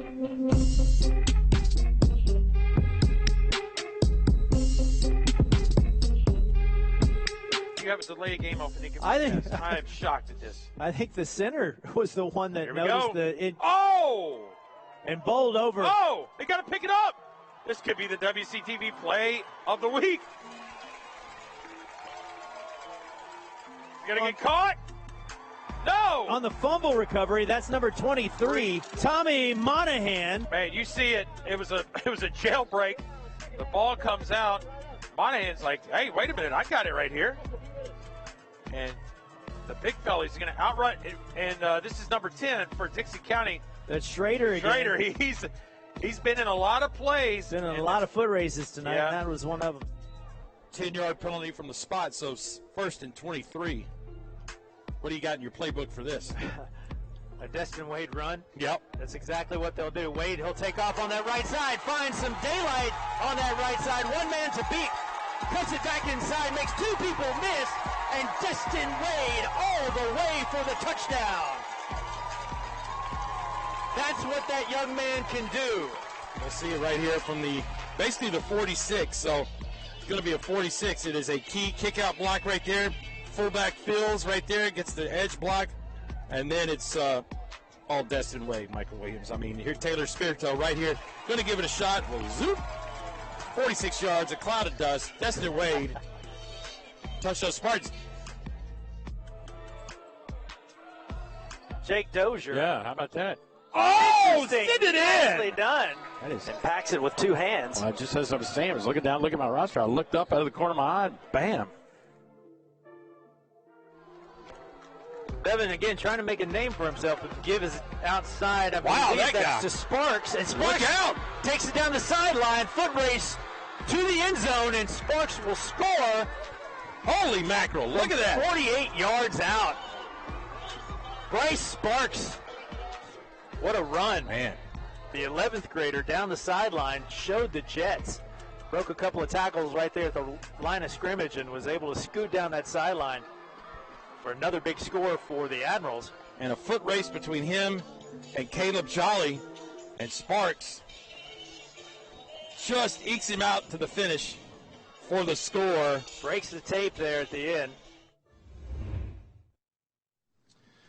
And the WCTV play of the week is Rumbling, Bumbling, Stumbling, courtesy of Paul Priest.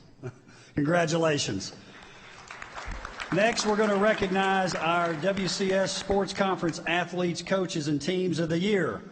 The following are the finalists for the WCS Sports Conference Female Athlete of the Year. Shay Eggleston, Brentwood High School. Reagan Grimes, Ravenwood High School. Paulin Powers, Brentwood High School. Lee Walters, Page High School. And the Willco goes to Reagan Grimes, Ravenwood High School.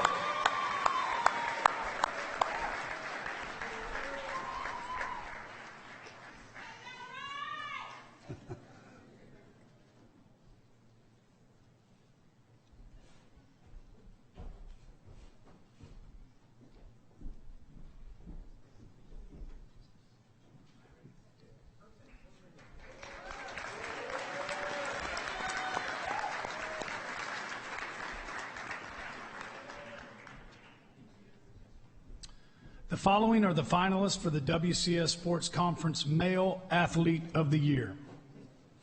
Riley Bennett, Fairview High School. Nick Dang, Ravenwood High School.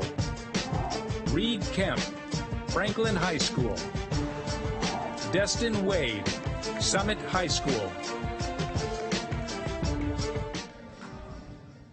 How much does one of these trophies weigh? A few pounds.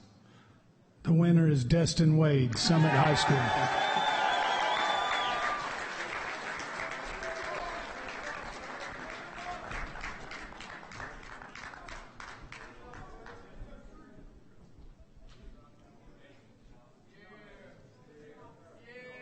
Good thing Destin set up here pretty close, wasn't it?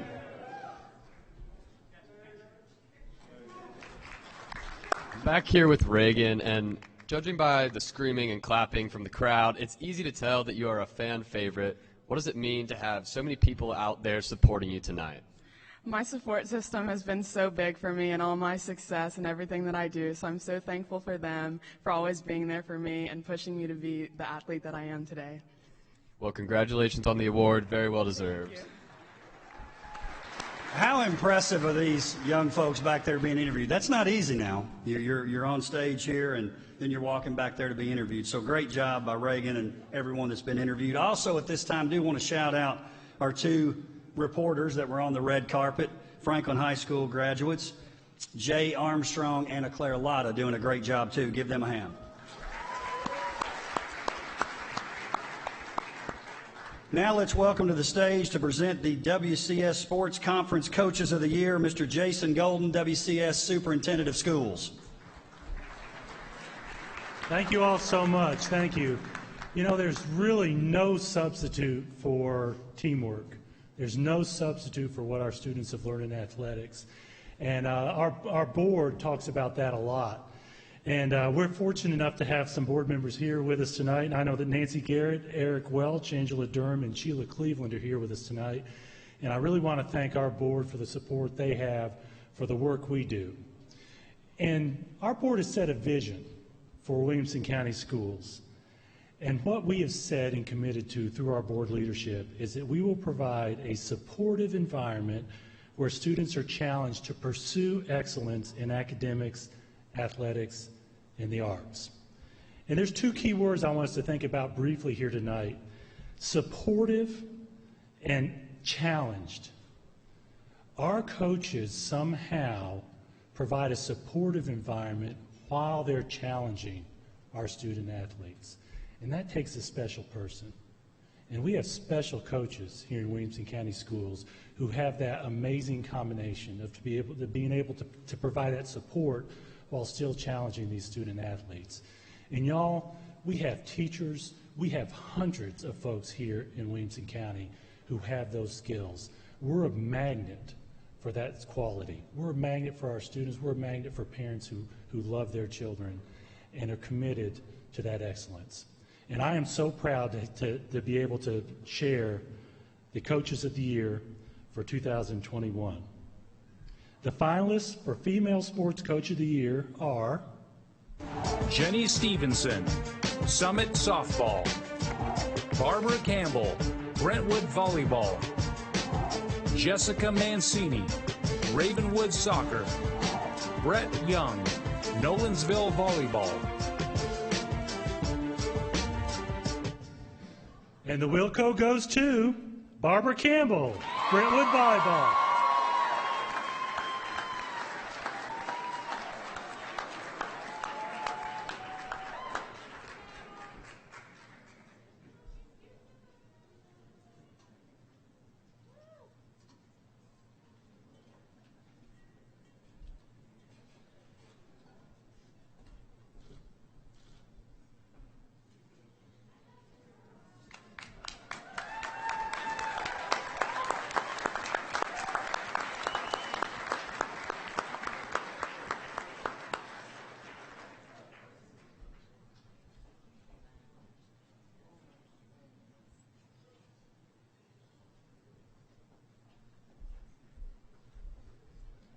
The finalists for Male Sports Coach of the Year are Brian Coleman, Summit Football. Ron Crawford, Brentwood Football. Bubba Derrick, Fairview Wrestling. Nate Clapp, Page Soccer. What a group. And the Willco goes to Brian Coleman, Summit Football.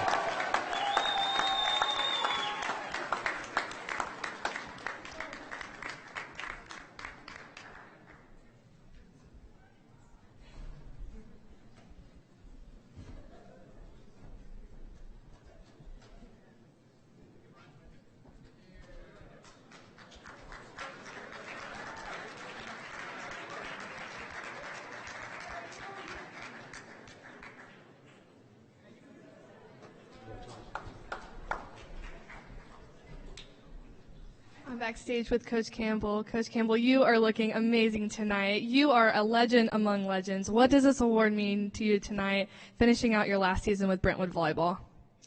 It's special. It's really special. This last season was a tough one, and to end it both with a state championship and then tonight with this recognition, I'm very grateful, very thankful. And in being thankful, I got to thank my assistant coaches who really took the reins the last 4 weeks of the season, and just incredible administration, Kevin Kydell, Joe Blair, my parents who are so supportive, and then my players who I am because they are, period. So thank you. Well, congratulations, and thank you so much to all of your many years you've dedicated to Brentwood Volleyball. Good job.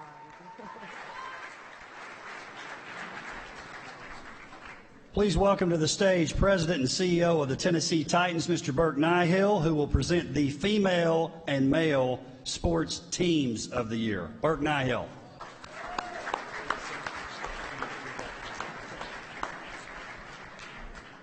Thank you. First of all, I would just like to say I hope that the students appreciate how special this is. We live in a very, very special community. I'm very grateful to be raising my children in this community. I don't think this happens anywhere else in the world, and I'm grateful that you're getting to have this experience. The Titans are honored to be partnering with WCS on a number of different fronts, and it's an honor to be here tonight to present this award and this award in particular for Team Sports of the Year, Sports Teams of the Year. Vince Lombardi noted that team sports are like life.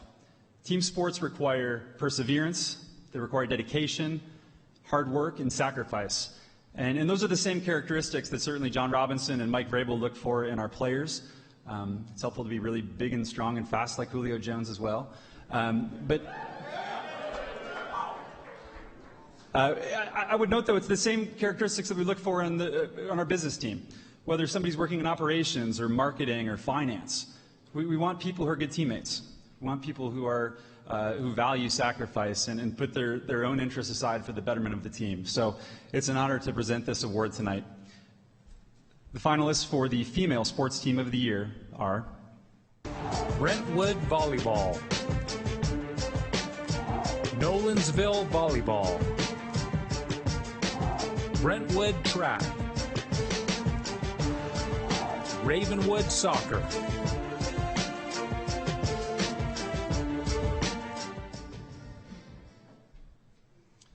And the Willco goes to Brentwood Volleyball.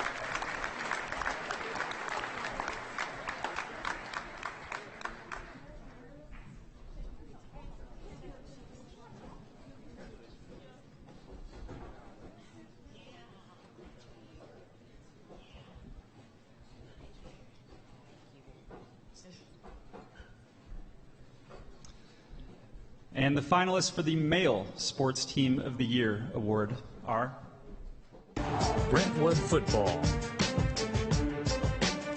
Fairview Wrestling, Ravenwood Tennis,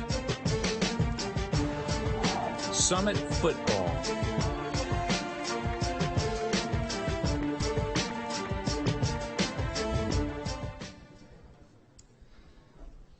and the Willco goes to Summit Football.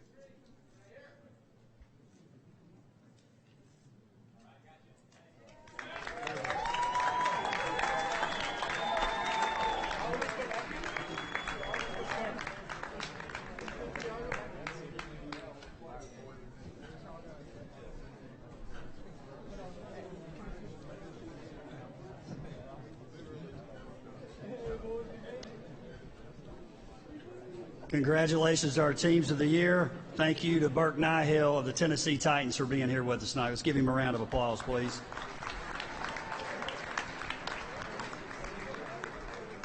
Let's go backstage, hear from Brian Coleman of Summit Football.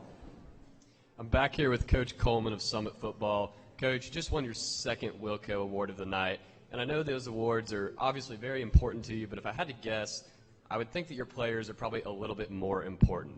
So could you tell me a little bit about what these guys back here mean to you? Oh, it's just a great group of kids. It's such an honor to coach them, to be around them every day, just to see their smiling faces that I see right now. It means everything. I love you too, guys. It just means a lot, just to see them happy. That's what it's all about. We're happy for them. Well, I can tell that there's definitely a strong bond there. Congratulations. Thank you.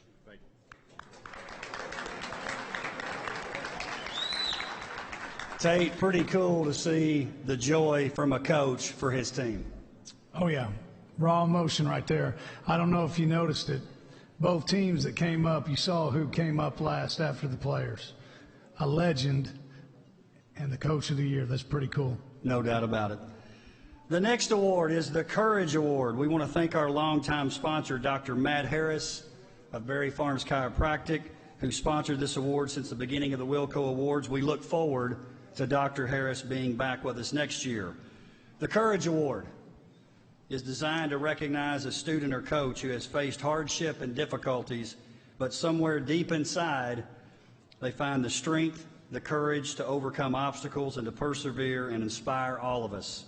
The Courage Award also reminds us that in life, like athletics, it's not always filled with joy, but sometimes includes pain and sadness.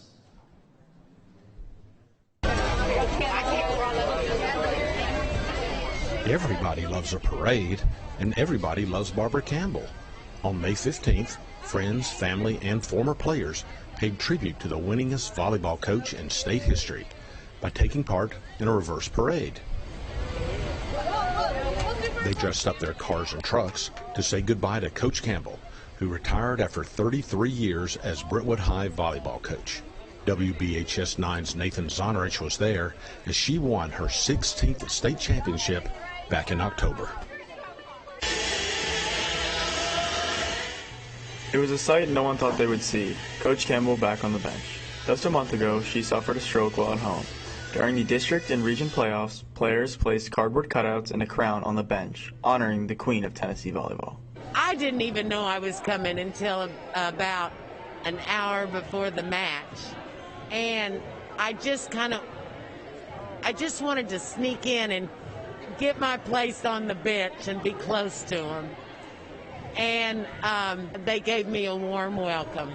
It was very special. After spending a week in the hospital, Campbell wasn't expected to come back this year.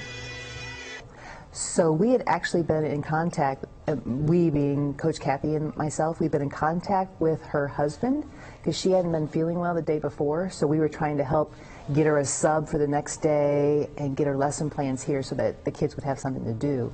And then, so we knew she wasn't feeling well, and then later that night, her daughter texted us and said that they were taking her to the hospital because they thought that she had had some sort of episode. With coaches Angie Noble and Kathy Cran leading the way, the Lady Bruins had an incredible run in the playoffs, easily winning the district, regional, and sectional tournaments. With their head coach back on the bench, they swept Siegel 3-0 in the state championship behind tournament MVP Shea Eggleston. It's definitely been a really chaotic year, but I think that it also allowed us to just come together a lot more and never take any of our games for granted. And so I think that this year, honestly, it just means more. I wanted to see him play so bad. And they certainly didn't let me down. I thought they played just an incredible match tonight. Nathan Zonarich, WBHS 9 News.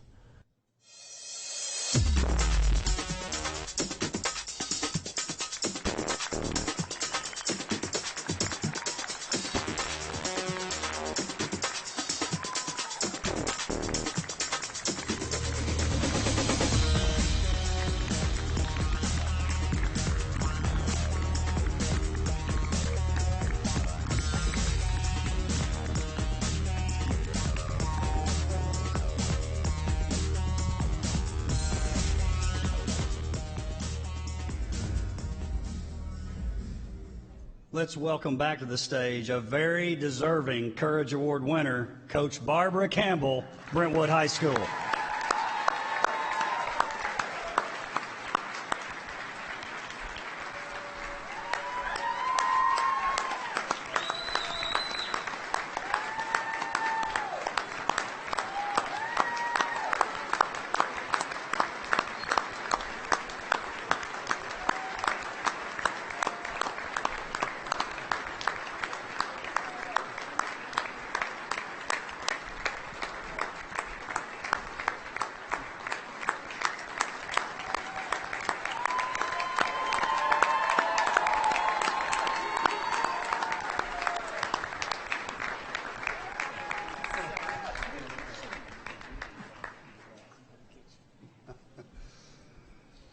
People, I hear them say things like living legend. That's a living legend right there, believe me. I know you'll join me in agreeing with that. Tate, it's about over. We made it. We made it. What a great night. I do want to thank some of our sponsors. MTSU, the Media Arts Program, Mark Parrish, Ryan and the guys in the truck, media teachers Terry Flowers, Carrie Thompson, Springtree Media, which you mentioned before, Peter, Jacob, and Chris for making this look and sound so great tonight in here. Franklin High School cheerleading team and Coach Shannon Friend. Great job helping with the setup, helping with tonight, with the check-in. WCS staff, Mike Fletcher, Nick Bacco, David and Leslie Harries, Jeremy Qualls, Lindsay Quirk. Jay Armstrong, Anna Claire Lotta, who handled the interviews backstage and on the red carpet. Price Wynn, who helped us hand out the awards. Appreciate Price. Carrie Goodwin with the red carpet. Christian Taylor with the amazing video packages tonight. Also taking pictures, which you'll be so proud to see here soon. Porter Hassel, Burke Nihill and the Titans. Bone and Joint Institute and Williamson Medical. Copy Solutions, Franklin Bakehouse, Gateway Tire and Garth Bolden. John Mayer Builders. Outside the Lines team, Stars Basketball and Lance Ackridge. Street Tuxedo, John and Mark Street. The Factory at Franklin. Tate Matthews and Matthews Team Sports, and of course our title sponsor, Walker Chevrolet and Brock Daly. Without them, none of this happens. Thank you to Scott Shake and his crew for driving the athletes to the red carpet tonight. I would also always have to do this because I mean it and I got to do it. I want to thank my wife Barbara. I'm away from home a lot doing this type of thing, but she's always so supportive. I know Tate wants to thank his wife too. You got to always thank your wife, Tate. I want to thank my wife, Jennifer. She is a saint. It's so authentic, isn't it? Hey, one final award that we want to give for a sponsor, and you've got to know this because this is the real deal. Obviously, you guys know that we have a contract with Adidas. It's part of what we do. And because of that contract, Matthews Team Sports actually provides Adidas for us. On that alone, Matthews Team Sports could be the sponsor of the year. But when you're talking about things like tonight and the red carpet, which they do not have to do and Tate does not have to do, game day, Tate doesn't have to do that, but he wants to do it. Sports Connection, which is the longest running WCTV show on the air, which makes us like the Simpsons, Tate. He also has a high school show on Saturday where Williamson County Schools is always a focus. I could go on and on and on. I think we have some representatives from Matthews Team Sports here. I'd like them to come to the stage, and I want to present the sponsor of the year to Matthews Team Sports.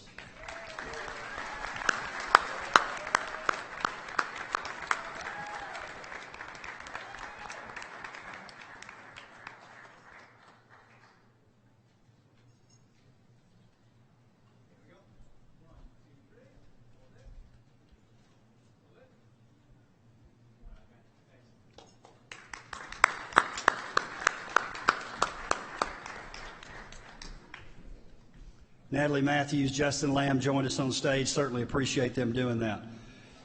Tate, you're a man of many words often, but we appreciate you. We really do. Thank you for what you do for WCS. Thank you. Humbled and honored. Thank you very much. At this time, I want to thank our athletic directors again. Without their hard work at the school level, the sports conference would not be as successful as it is. Again, Brentwood High School, Joe Blair, Matt Kreisky, Centennial, Ricky Jones, Fairview, Jay Johnson, Franklin, Mary Beth White, Independent, Zach Hudson, Nolensville, Benji Gray, Page, Andy Elrod, Ravenwood, Chad Kirby, Summit. Our final 2 awards of the night, the Director's Cup. The Director's Cup is based on a point system where schools earn points based on their finishes within their respective districts, region, and state competition levels. The D1 group consists of Brentwood, Centennial, Franklin, Independence, Ravenwood, Summit, D2, Fairview, Nolensville, Page. If your school is called, we'd like your athletic director to come to the stage. This year's winner for the D1 Director's Cup, it's going back to Brentwood High School. Coach Joe Blair, please come up.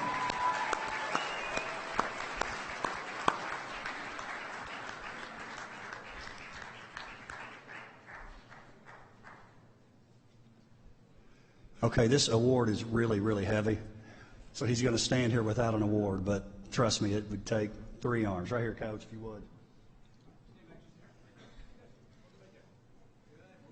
This is the 7th year of the Director's Cup, year number 6 that Brentwood High School has won this award. So congratulations to all the student athletes and coaches and Coach Blair from Brentwood. This year's D2 Director's Cup goes to Nolensville High School. Coach Zach Hudson, please come to the stage.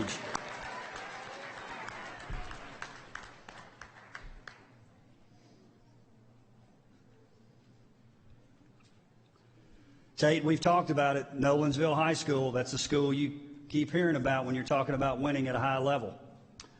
A lot of firsts. Every year there's a first, and they just keep growing and growing. We talked about Coach Young and the back-to-back state championships. Kind of hard to penalize them. They hadn't been around for 8 years to have 8 back-to-back. So, yes, they are a force to be reckoned with. Coach Hudson, also the head baseball coach at Nolensville. Give them a hand. Nolensville High School Director's Cup D2 winner.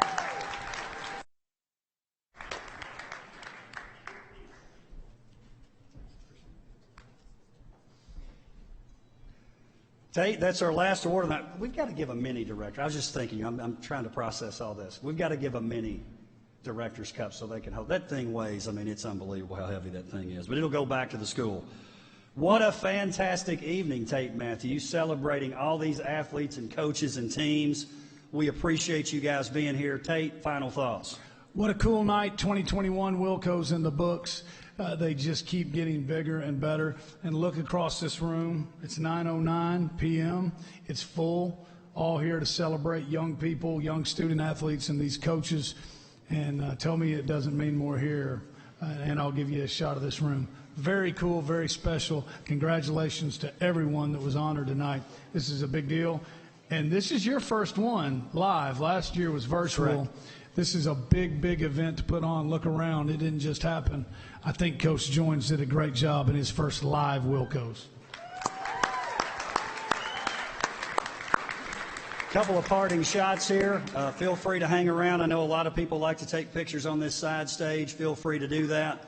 Also, up in the front, we do have, and I think some of the parents would want this, it's a replica of a golden ticket and an invitation. There's some sitting on that table in the front. If you'd like to take those, please do so. Again, congratulations to all our athletes who were finalists, our winners tonight, our athletes, our coaches, our team. Thank you for being here for the 7th Annual Willco Awards. Thank you, Walker Chevrolet. Thank you. Have a good night.